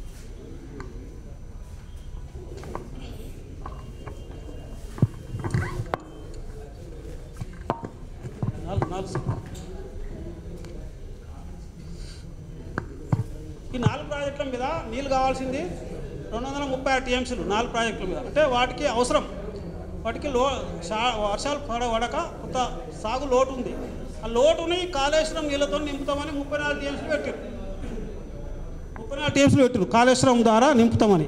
ఈ 4 ప్రాజెక్టుల మీద 4 ప్రాజెక్టులకు పూర్తి వినియోగ స్థాయితం 235 టీఎంసీలు 4 ప్రాజెక్టులు కావాలి. వాస్తవానికి పూర్తి స్థాయిలో అవి సేద్యం అందించాలంటే అవి కొరత వల్ల నీళ్ళు 235 టీఎంసీలు నీళ్ళు వర్షాలు పడతలేవు, అవి పూర్తి సేద్యంలో సాగుతలేవు అని తోడుబాటుగా నీళ్లు కాళేశ్వరం నుంచి ఇస్తున్నారు. ఇచ్చిన నీళ్ళని తోడుబాటుగా 34 టీఎంసీలు అట. 34 టీఎంసీలో తోడుబాటు ఇవ్వడం. 34 టీఎంసీలు ఏం సరిపోతాయి? 235 టీఎంసీలు కదా వాళ్ళకు. 235 టీఎంసీలు 34 టీఎంసీలు ఇచ్చి నువ్వేమంటావు 18 లక్షలు నాయా అంటున్నావు. ఈ స్టెబిలైజేషన్ 18,82,000 ఉన్నది కదా. 18,82,000 వీటి కింద అయ్యేదాన్ని ఇదంతా నాదే కాళేశ్వరం కింద అని చెప్తాడు. నువ్వు ఇచ్చిన నీళ్ళు ఎంత? 34. ఈ 34% కూడా 15% వస్తుంది. అంటే 235 టీఎంసీల అవసరంలో 34 టీఎంసీలు 15 టీఎంసీలే వస్తుంది, 15% వస్తుంది. నువ్వు 15% నీళ్ళు ఇచ్చి 18 లక్షలు నాయా అంటావా? 18,82,000 నాయా అంటావా? ఎంత జగ్గులారు చెప్పు. మొన్నటిదాకా ఊకదంపుడు చేసారు కదా. స్టెబిలైజేషన్ కింద 18,82,000, కొత్త ఆయకట్టు కింద 18,25,000 మేము ఉద్ధరిస్తున్నాం కాళేశ్వరం కింద చెప్పినావు కదా. ఎట్లా అయితే చెప్పు. ఇది జగ్గులరీ కాదా? ఇప్పుడు 18,85,000 నువ్వు క్లెయిమ్ చేసుకుంటావా? ఓన్లీ 34 టీఎంసీలు ఇచ్చి 235 టీఎంసీలకు 34 టీఎంసీలు ఇచ్చి అది కూడా 15% అవుతుంది. 15% ఇచ్చి నువ్వు 20% ఉంటావు. మళ్ళీ 20% ఆడవుతుంది. దీని కింద లెక్క చేస్తే 34 టీఎంసీలు 235 టీఎంసీలో 15% వస్తుంది. ఈడ జగ్గులరే 20 టీఎంసీ 20% ఇస్తున్నాం అంటాడు. చేయుత నీళ్ళు అంటే స్టెబిలైజేషన్ ఈ 4 ప్రాజెక్టుల మీద కొరతను కొంచెం అరుచుకోవడానికి అది ఈ జగ్గులరే. మొన్నటిదాకా ప్రచారం చేసిర్రు 18 లక్షలు స్టెబిలైజేషను. వాడు ఉన్నాడు రిపోర్టర్స్ 18 లక్షలు అట మొత్తం స్టెబిలైజేషన్ అంటే అర్థం కాదట ప్రజలకు. మన రిపోర్టరు చెప్తుండ్రు స్టెబిలైజేషన్ 18 లక్షలకు ఇస్తుండ్రు, అది మర్చిపోతున్నారు. అరే వాడు ఇచ్చే నీళ్ళే 15%, 85 లక్షలు నువ్వు 18 లక్షలు నువ్వు ఎట్లా క్లెయిమ్ చేసుకుంటావు కాళేశ్వరం కింద ఇచ్చినట్టు? నువ్వు తప్పు కదా, ఇదంతా తప్పు. నెక్స్ట్ పడా వేసినావు భలే సరే మళ్ళీ నెక్స్ట్ అంటే ఇప్పుడు ఇది ఇక్కడ 3వ టీఎంసీ మోసం చెప్తా. 3వ టీఎంసీ మీరు చెప్పుకోవాలి. ఎందుకు 3వ టీఎంసీ ఆగమేఘాల మీద కేసీఆర్ కరోనా పీరియడ్లో టెండర్ పిలిచిండు. 3వ టీఎంసీ వచ్చిందా? కరోనా పీరియడ్ టెండర్ పిలిచిండు 3వ టీఎంసీ. కథ చాలా పెద్ద బ్యాక్గ్రౌండ్, ఫ్రాడ్, మొత్తం ఫ్రాడ్. దీనిలో ఎంత ఫ్రాడ్ అంటే ఈయన మిషన్ భగీరథకు పైపుల కమిషన్కి అలవాటు పడ్డాడు. పైపులు పెడితే కమిషన్ బాగా వస్తుంది అంతేగా సార్, 50% పైన వస్తుంది. పైపుల కంపెనీలు వాళ్ళే బినాముల పేర్ల మీద పైపులు పెట్టినట్టుంటే మిషన్ భగీరథ మీద దాదాపు 35,000 కోట్లు బుక్ చేసిర్రు. 42,000 కోట్లలో మిషన్ భగీరథ 135,000 కిలోమీటర్ల పైపులను తీసేసారు, మార్చేసారు అన్ని ఊళ్ళలో. మిషన్ భగీరథ పేరు మీద పైసలు సంపాదించడానికి మిషన్ భగీరథ. నేను అది కూడా చెప్పిన ఎందుకొరకంటే అల్కా సంపాదించాలి. పైపులు తెలిసేవాల్సిన పని లేదు. 135,000 కిలోమీటర్ల పైపులు రీప్లేస్ చేసారు మొత్తం ఊళ్ళలో. చేసి మిగతా ఊరికి గ్లాసు నీళ్ళు ఇస్తామని పేరు పెట్టాను. అంతకుముందు లేవా? తాగుతలేరా మంచినీళ్ళు? 80% ఉంది డ్రింకింగ్ వాటరు. నువ్వు కొత్త మిషన్ భగీరథ పేరు మీద అన్ని పైపులు తీసేసి కొత్త వేయాల్సిన అవసరం ఉంది అంటే కమిషన్ కొరకే 42,000 కోట్లు నాశనం పట్టించిన మిషన్ భగీరథ. ఆ పైపులల్లో ఈయన మరిగిండు, కమిషన్కి మరిగిండు. లాభం ఎంత వస్తుందో తెలుసు. కాళేశ్వరంలో కూడా పైపులు పెట్టాలి, పైపు ద్వారా నీళ్ళు తీసుకురావాలి. కాలే ఇక్కడ అయ్యో రావట్లేదా? సరే ఈ కాళేశ్వరం కూడా పైప్ అది మళ్ళీ స్లైడ్ పెట్టు. ఎందుకు అట్లెట్లయింది? అది వస్తలేదా? అది వస్తలేదా సెల్లు?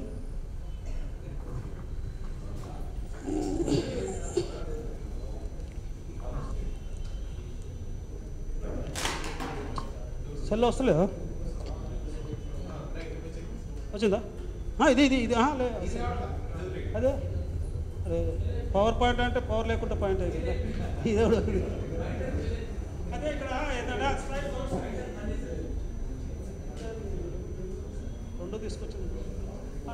మొదటి స్లైడ్ దీని ముందు ఇది 3వ టీఎంసీ రిటైర్డ్ ఇంజనీర్స్ ఒక రిప్రజెంటేషన్. అయ్యా 3వ టీఎంసీ ఇప్పుడు అవసరం లేదు. 2 టీఎంసీలే నువ్వు వినియోగం రాలే నీళ్ళు తీసుకోవడం లిఫ్ట్ చేయడానికి. 2 టీఎంసీలకే నువ్వు ఇంత ఖర్చు పెట్టేసినావు, ఇంత దాని వినియోగంలో రాలేదు. 3వ టీఎంసీ టేకప్ చేయాల్సిన అవసరమే లేదు. ఒకవేళ నువ్వు టేకప్ చేస్తే పైపుల ద్వారా తీసుకురాకు నాయన. ప్రెషర్ మ్యాన్ అంటారు దాన్ని. ప్రెషర్ మ్యాన్ అంటే పైపుల ద్వారా నీళ్ళు తీసుకురాకు. కాకుండా నువ్వు అంతా తీసుకురావాలనుకుంటే ఇప్పుడున్న సిస్టంలో అంటే లిఫ్ట్ కెనాల్ గ్రావిటీ ద్వారా తీసుకో. లిఫ్ట్ చేయాలి, కెనాల్ ద్వారా నీళ్ళు తీసుకురావాలి.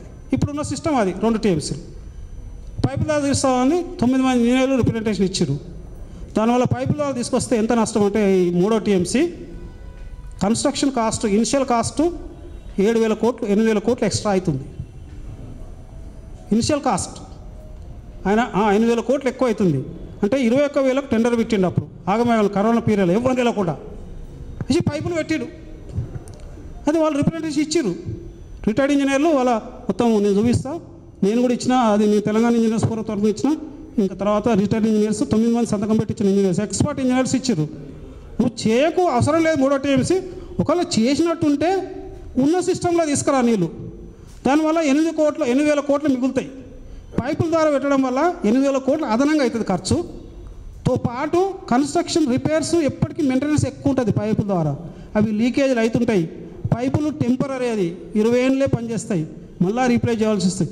ఇట్లా కెనాల్ ద్వారా తీసుకొచ్చినట్టుంటే పైపు ఇప్పుడున్న సిస్టమ్ తీసుకొచ్చినట్టు అది 100 సంవత్సరాల లైఫ్ ఉంటుంది. ఇట్లా దెబ్బని కన్స్ట్రక్షన్ కాస్ట్ 7,000 కోట్లు, 8,000 కోట్లు ఎక్కువ అవుతుంది. 21,000 కోట్లలో 8,000 కోట్లు ఎక్కువ అవుతుంది. ఇప్పుడు 33,000 కోట్లు చేసిండు దాన్ని 3వ టీఎంసీ.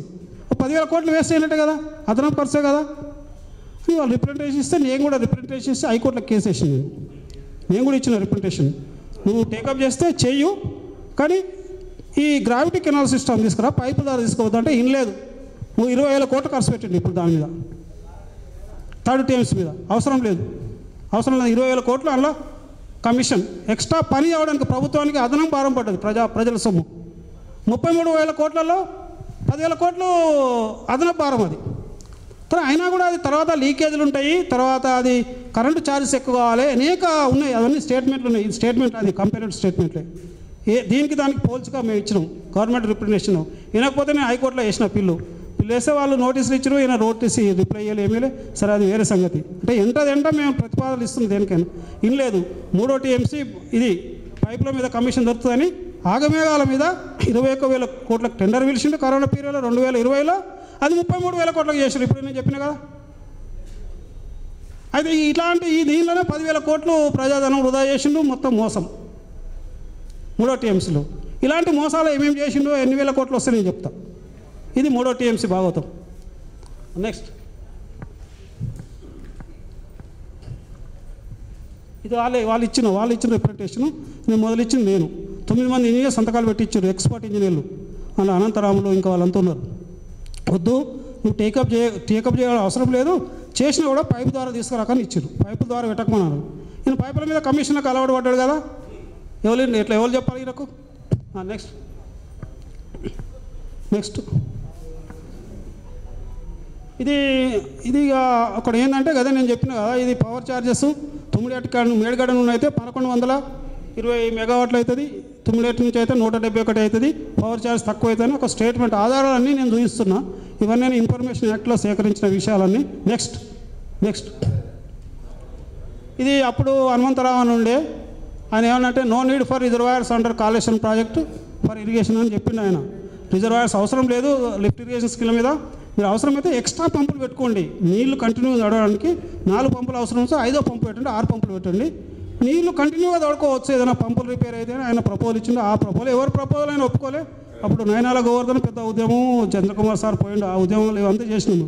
మల్లన్న సార్ కానీ ఇలాంటి ప్రాజెక్ట్ చాలా రీడిజైన్ చేయకు, రిజర్వాయర్లు పెట్టకమని చెప్పినా కానీ ఇనలేదు. ఎవరు చెప్పినా ఇనలేదు ఆయన. నెక్స్ట్ సరే నేను ఇంకా కాళేశ్వరంతో చెలు నింపుతాడట. చెలు నింపడానికి నువ్వు ప్రాజెక్టులు కట్టేది ఆయన, చెలు నింపడానికట ఫారెస్ట్ కట్టింది. ఎందుకు కట్టాలి ప్రాజెక్టులు? సరే ఆయన స్టేట్మెంట్. నెక్స్ట్ తర్వాత ఇదిగా నేను ఎంటదంటే అన్ని రిప్రజెంటేషన్లు ఇచ్చిన. ఎప్పటికప్పుడు 9 కాడ సైడ్ షిఫ్ట్ చేయొద్దు, కాళేశ్వరం రావద్దని ఎంటదంటే రిప్రజెంటేషన్లు ఇచ్చిన నేను.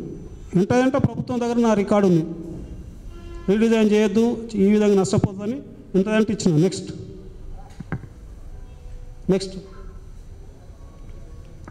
ఇది కూడా ఎంటదంటే రిప్రజెంటేషన్లు ఇచ్చిన. అక్కడ సుప్రీంకోర్టులో కేసు వేసిన, మల్లన్న సార్ ఉంచొద్దు, రీడిజైన్ మీద చేయొద్దు, తర్వాత సిబిఐ ఎంక్వైరీ చేయమని కూడా వేసిన. నేను అప్పుడు అడిగిన సుప్రీంకోర్టులో, హైకోర్టులో వేసిన. దానిలో సిబిఐ ఎంక్వైరీ అడిగిన. రీడిజైన్ లోపభూయిష్టం ఉంది, ప్రజాధనం దుర్వినియోగం అవుతుంది, ఈ మల్లన్న సార్ కూడా 10 టీమ్స్ చాలు, 10 ఊళ్ళని కాపాడండి అని నేను వేసిన. ఇది నా రిప్రజెంటేషన్. నెక్స్ట్ ఇవి కోర్టు కేసు అని నేను వేసిన కోర్టు కేసులు పిలుసు ఇవన్నీ. నెక్స్ట్ ఇది మల్లన్న సార్ ప్రజాధనం వృధా అనేక ప్రెస్ మీట్లు పెట్టి అనేక ఫోకస్ చేసినాం. ప్రజా ఉద్యమాలతో పాటు ప్రెస్ పరంగా కూడా ఫోకస్ చేసిన. మొండి కేసీఆర్ ఇనలేదు, పట్టించుకోలేదు. నెక్స్ట్ ఇది పబ్లిక్ మనీ ఇక్కడ ఆలోచించండి ఎంత దుర్వినియోగం చేసిండు. అందులో ప్రాణాయిత చేవల నుంచి కాళేశ్వరం మార్చిన దానిలో 4,000 కోట్లు వృధా అయింది.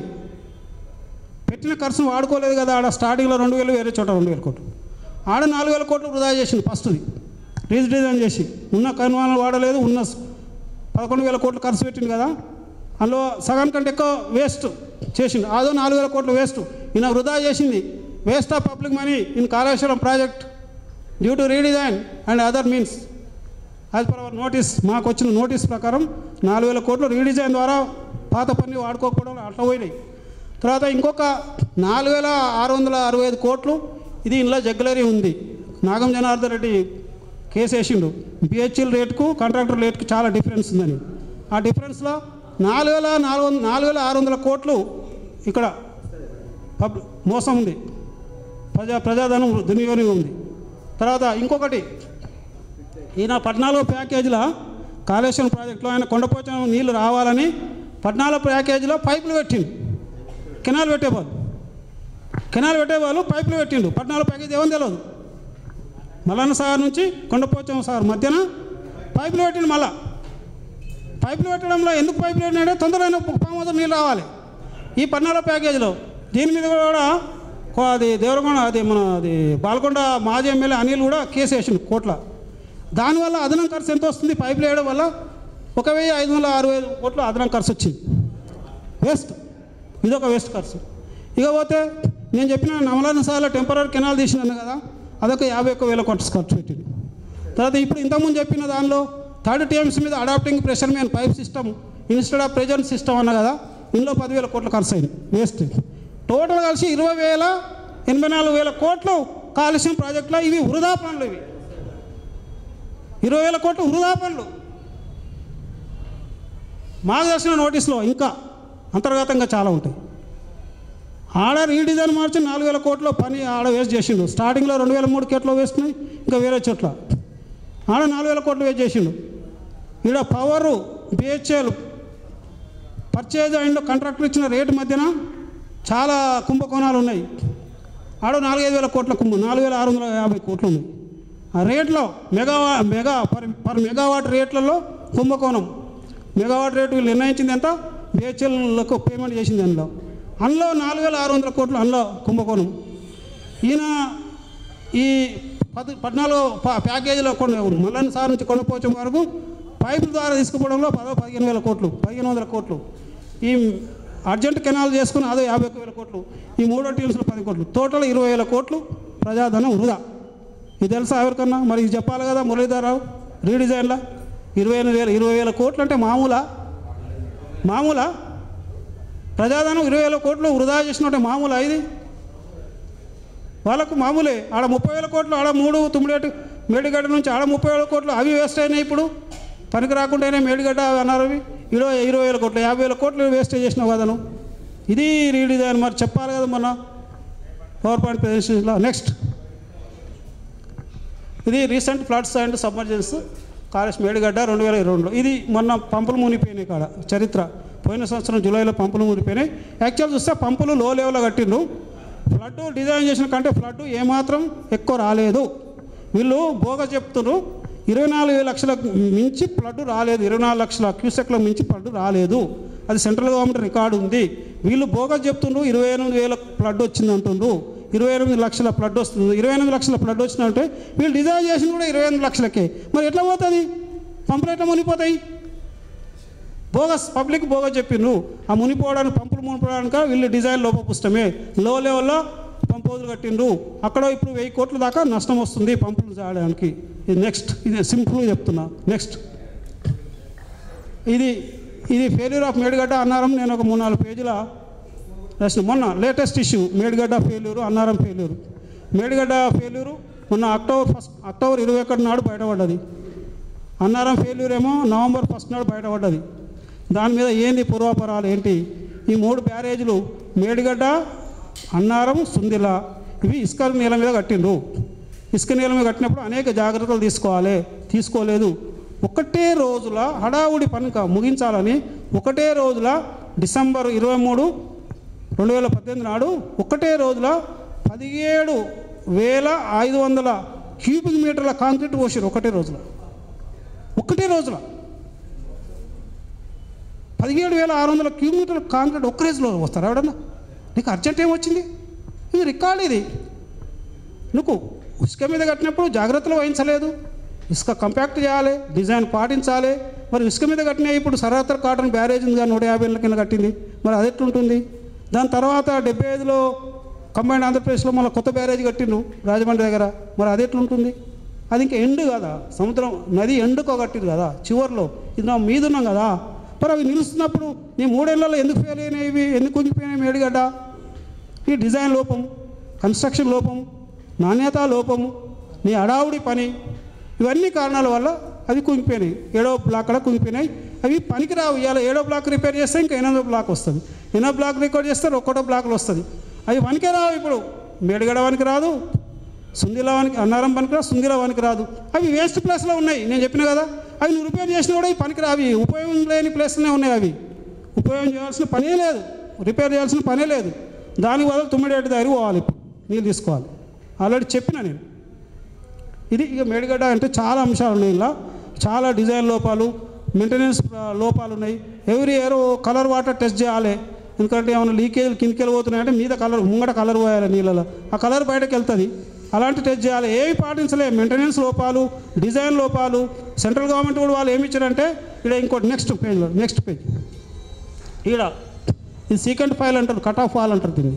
Secant files cut off wall అంటారు.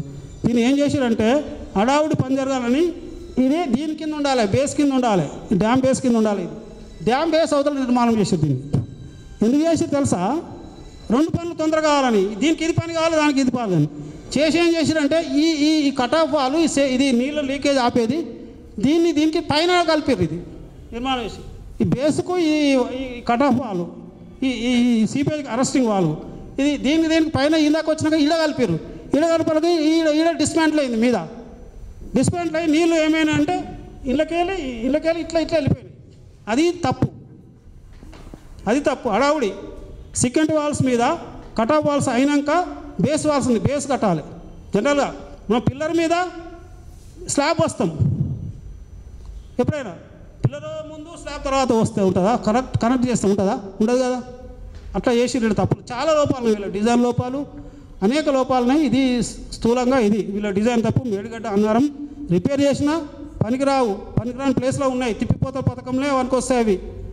కానీ అవి దాన్ని పూర్తిగా చిన్నగా స్టడీ చేయాలి. వాళ్ళు కూడా చెప్పారు, సెంట్రల్ డ్యామ్ సేఫ్టీ అథారిటీ వాళ్ళు కూడా 3 బ్యారేజ్లు అవి పనికిరాని పరిస్థితుల్లో ఉన్నాయి. 3 బ్యారేజ్లు మీరు క్షుణ్ణంగా పరిశీలించమన్నారు. రిపేర్ చేసినా కూడా పనికిరావు. అవి తిప్పిపోతల పథకంలో భాగంలో ఉన్నాయి కదా అని చెప్పిన కదా. రిపేర్ చేసినా కూడా పనికిరావు, తిప్పిపోతల పథకంలో బాగున్నాయి.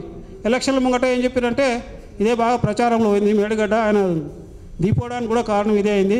లక్షల మంది ప్రజలు చూసారు ఇది మేడిగడ్డ కూలిపోవడం. ఆయన ఏం సమాధానం ఇచ్చుకోలేదు. గెలవాడు కూడా సమాధానం ఇస్తలేడు. అక్టోబర్ 21 కానీ నవంబర్ 1 నుంచి కానీ కూలిపోయిన నుంచి దాని మీద ఏమి కామెంట్ చేయలే. ఎందుకంటే తప్పులు ఉన్నాయి వాళ్ళవి, అడావుడి చేయడం ఉంటుంది. ఇంకోటి కాంట్రాక్టర్ చేస్తాడు అంటాడు. ఎట్లా చేస్తాడు కాంట్రాక్టర్? ఇది డిజైన్ డిపార్ట్మెంట్ చేసింది, గవర్నమెంట్ ఇంజనీర్ డిజైన్ చేసింది, గవర్నమెంట్ ఇంజనీర్ ఆధ్వర్యంలో పనులు జరిగినాయి. అది అయినప్పుడు కాంట్రాక్టర్ ఎట్లా బాధ్యత అవుతాడు చెప్పు? టీవీ తీసుకొస్తాం మనం షాప్లోకి వెళ్ళి, ఇంటికి వచ్చినాక దాన్ని ఎత్తేస్తాం పొరపాటుగా, వాడు ఇస్తాడా? వాడు రిపేర్ అంటే టీవీ నడపకుంటూ వచ్చి చూస్తాడు, కానీ నువ్వు పొరపాటుగా ఇస్తాడా వాడు? ఇది కూడా అంతే. నీవే అంచనాలు తయారు చేసినావు, నీవే డిజైన్ చేసినావు, నీవే నిర్మాణంలో సూపర్వైజర్ చేసినావు, ఇన్స్పెక్షన్ చేసినావు. నీ అద్దరులను పనిచేస్తే ఇసుక కుంగిపోతే పడిపోతే నేనెందుకు బాధ్యత అంటాడు వాడు. ఏదో ఎలక్షన్ ముంగట అనిపించరు అంత వాడే కడతాడని. ఇప్పుడు కూడా అనిపించరు ఎలక్షన్ ముంగట వాడే నిర్మాణం చేస్తాడు. మామూలు అయితే ఒక్కటి చేయాలంటే 1000-1500 కోట్లు కావాలి. పోనీ ఈడ చేస్తే ఇంకో జాల అవుతుంది. అప్పుడు ఏం చేస్తే అవి పనికే రావు. దాని పరిస్థితి అది. 3 బ్యారేజ్లు అన్నారం సుందిలా చాలా లోపాలు ఉన్నాయి. ఎందుకంటే ఇది టైం బాగా అయినట్టున్నది. Next status of Kaleshwaram project investment clearance, ఇది ఒకటి చెప్పుకోవాలి. కీసారి ఏం చేస్తుంటే సెంట్రల్ గవర్నమెంట్ ఇన్వెస్ట్మెంట్స్ ఇవ్వలేదు, నేషనల్ ప్రాజెక్టు డిక్లేర్ చేయలేదు అంటే ఈయన 80% పని అయిపోయాక నేషనల్ ప్రాజెక్టు అడిగిండు. ఇస్తాడా ఎవడన్నా? ఇస్తాడా? 80% పని అయిపోయాక నేషనల్ ప్రాజెక్టు అడుగుతూ ఇస్తాడా వాడు? ఇస్తాడా ఎవడన్నా? 80% పని అయినాక ఆయనకి ఇస్తాడా? ఈయన జమ్మికలు ఏంటంటే వాడు ఈయనట్టు ఉండాలి, వాడు ఈయనట్టు అనిపించుకోవాలి, నేను తీసుకున్నట్టు అనిపించుకోవాలి, పైసలు దొబ్బాలి. నేషనల్ ప్రాజెక్ట్ ఇట్లా వాళ్ళు డబ్బు ఇస్తే వాళ్ళ పర్యవేక్షణ ఉంటుంది. వాళ్ళ పర్యవేక్షణ ఉంటే ఈయన అవకతవకలు నడవయి. పబ్లిక్ లేనడే కేంద్ర ప్రభుత్వం మేము అడుగుతూనే ఉన్నాం నేషనల్ ప్రాజెక్ట్ క్లియరెన్స్, వాడు ఇస్తనే లేడు. వాడు ఈనట్టు అనిపించుకోవాలి, ఈయన పని 80% కంప్లీట్ చేసుకోవాలి, అప్పుడు అడిగినట్టు అనిపించాలి, వాడు ఈనట్టు ఉండాలి. ఇది ఈయన కేసీఆర్ పాలసీ. ఈ లోపల కేంద్ర ప్రభుత్వం నిధులు ఏమని ఇచ్చింది అనుకో, వాని పర్యవేక్షణ వస్తుంది. మన పర్యవేక్షణ ఉంటే ఇవన్నీ అవకతవకలు చేయరాదు. అది కేసీఆర్ యొక్క చాణక్య నీతి. నెక్స్ట్ ఇది ఒకటి మీరు బాగా ఇది ఇంపార్టెంట్. భద్రాచలం మనడకు ముప్పు వచ్చింది. ఇప్పుడు చాలామంది తెలియదు. నేను భద్రాచలం మనం పోయొచ్చిన, పోలవరం కూడా పోయొచ్చిన, దాన్ని మీకు ఎక్స్ప్లెయిన్ చేస్తున్నా. వాస్తవానికి ఏం చేస్తుంటే ఇది నది బాటం లెవెల్, బెడ్ లెవెల్. ఇది గోదావరి నది బెడ్ లెవెల్. పోలవరం దగ్గర నది బాటం లెవెల్. ఇది 42 ఫీట్లు నది, అంటే సముద్రం మట్టం నుంచి. ఈ 42 ఫీట్ల నుంచి మళ్ళీ ఇంకో 42 ఫీట్లు కట్టిండ్రు. ఇది డ్యామ్ గోదావరి పోలవరం. ఈ 42 ఫీట్ల నది బెడ్ లెవెల్ నుంచి, నది బాటం నుంచి 42 ఫీట్లు లేపారు. లేపి దీని మీద 61 ఫీట్ల గేట్ పెట్టి 66 ఫీట్ల గేట్ పెట్టారు. అంటే 66 ఫీట్లలో గేట్లలో నీళ్ళు ఆపుతారు. ఈ 42 ఫీట్లలో నీళ్ళు ఉంటాయి గోదావరి. ఇక్కడ వరకు మీటర్లు చూస్తే 25 మీటర్స్, ఇది 45.7 వాళ్ళ ఎఫ్ఆర్ఎల్ ఫుల్ రిజర్వాయర్ లెవెల్. గేట్ల మీద 66 ఫీట్లు నీళ్ళు ఆపుతారు పోలవరం దగ్గర. గేట్ల బాటంలో, అంటే గేట్ల బాటం నుంచి నది గర్భం వరకు 42 ఫీట్లు నీళ్ళు ఆగుతాయి. ఇక్కడ ఏం జరిగిందంటే నది ఈడ ఏం లేకుంటేనే భద్రాచలం కాడ మునిగిపోతున్నాను. మన భద్రాచలం టెంపుల్ మునిగిపోతుంది. ఇక్కడ ఏమాత్రం ఆనకట్ట లేకుండానే. ఇక్కడ 42 ఫీట్ల ఆనకట్ట కంప్లీట్ అయ్యి ఇప్పుడు గేట్లు పెట్టింది కదా వాళ్ళు. గేట్లు ఓపెన్ చేసినా కూడా ఈ 42 ఫీట్ల నీళ్ళు నదిని ఎదురుకొడుతున్నాయి. నీళ్ళు నదిని ఎదురుకొడుతున్నాయి. పోలవరం నుంచి భద్రాచలం దాకా ఎదురుకొట్టి మొన్న 93 ఊళ్ళు మునిపోయినాయి. మొన్న వరదలకు 93 ఊళ్ళు. దీనికి కారణం ఏంటంటే ఈ డ్యామ్ పోలవరం ప్రాజెక్టు, ఈ ఆనకట్టు అంటే గేట్ల పాటం వరకు కట్టిన 42 ఫీట్ల డ్యామ్తో ఎదురుకొడుతున్నాయి. అసలు ఏంటంటే వీళ్ళకి కావాల్సిన నీళ్ళు 20 ఫీట్లు 150 ఫీట్లు అవుతుంది. ఇది 66 ఫీట్లు, ఇవి 42 ఫీట్లు కదా. 150 ఫీట్లు 150 ఫీట్లకు 130 ఫీట్లకు ఆపితేనే సరిపోతుంది వాళ్ళకు. కానీ వాళ్ళు 150 ఫీట్లకు ఆపుతా ఉంటారు గేట్ మీదకి వెళ్ళి. 150 ఫీట్లు ఆపినట్టుంటే మొత్తం అసలు భద్రాచలమే ఉండదు, మునిగిపోతుంది. ఇది మనం తెలుసుకోవాలి. ఇది చాలామంది తెలియదు. ఎందుకొరకంటే ఇది స్లోగా ఏం కాదు, భద్రాచలం ఏం కాదు అంటుంది. కానీ కేవలం ఇప్పుడు ఈ గేట్ కింద వరకు నీళ్లు కట్టిన ఆనకట్టు డ్యామ్తోనే, గోడతోనే వెనకాదన్నీ 93 ఊళ్ళు మొట్టపోయిన పోయి. ఈ గేట్ల మీద నీళ్ళు ఆపితే ఇక భద్రాచలం ఉంటుందా?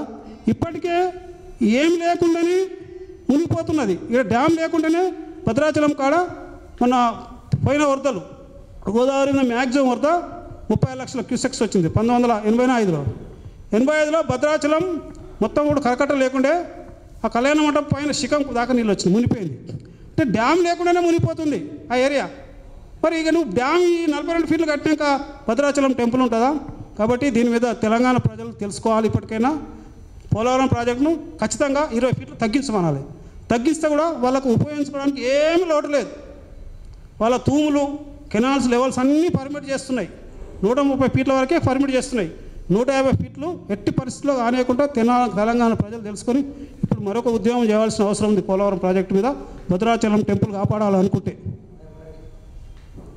నెక్స్ట్ అంటే అది నేను మొన్న పోలవరం ప్రాజెక్టు విజిట్ చేసి వచ్చిన భద్రాచలం చెప్పి అదొక ప్రజలకు అవగాహన కొరకు అది చెప్పిన కదా. ఇవన్నీ డీటెయిల్స్, ఇప్పుడు నేను చెప్పిన దానికి డీటెయిల్స్ అన్నీ ఇప్పుడు నేను చెప్పిన కదా డీటెయిల్స్.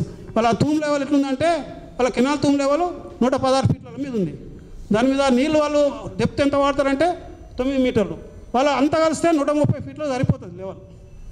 వాళ్ళు హాయిగా ఉపయోగించుకోవచ్చు నీళ్ళు. 150 ఫీట్లు అత్యాశగా పెట్టుకున్నారు వాళ్ళు పోలవరం డ్యామ్ను. 20 ఫీట్లకి ఇట్లా తగ్గిస్తేనే మనం మనగడ ఉంటుంది భద్రాచలం టెంపుల్ కానీ భద్రాచలం ఏరియా కానీ. లేకుంటే ప్రజలు తెలుసుకోవాలి. సేవ్ భద్రాచలం పెద్ద ఉద్యమాలు చేయాలి. వాళ్ళు తెలంగాణ వచ్చే ముందు భద్రాచలం 7 మండలాలు దొబ్బిండ్రు. అట్లా కూడా పోలవరం కింద ఇక అదొక చరిత్ర ఇది ఉంది. నెక్స్ట్ ఇది ఇప్పుడు వాళ్ళే ఇడికలు అన్నీ వాళ్ళే ఉన్నాయి, అవసరం లేదు. సో ఇంతటి ఇడికల స్లైడ్లు అన్నీ వాళ్ళే ఉన్నాయి, ఇవన్నీ చూసినాయి కదా. ఇవన్నీ నెక్స్ట్ ఫ్లైట్స్ ఒక 80 ఫ్లైట్స్ నేను స్లైడ్స్ వరకు చెప్పిన. ఇంకొక 20 ఫ్లైట్స్ అందులో ఈ ఉన్న పవర్ పాయింట్ ప్రజెంటేషన్లు ఇచ్చినవి ఉన్నాయి. అందులో పెద్ద అంశాలు ఏం లేవు. సో ఇంతటితో నేను పవర్ పాయింట్ ప్రజెంటేషన్ ముగిస్తున్నా.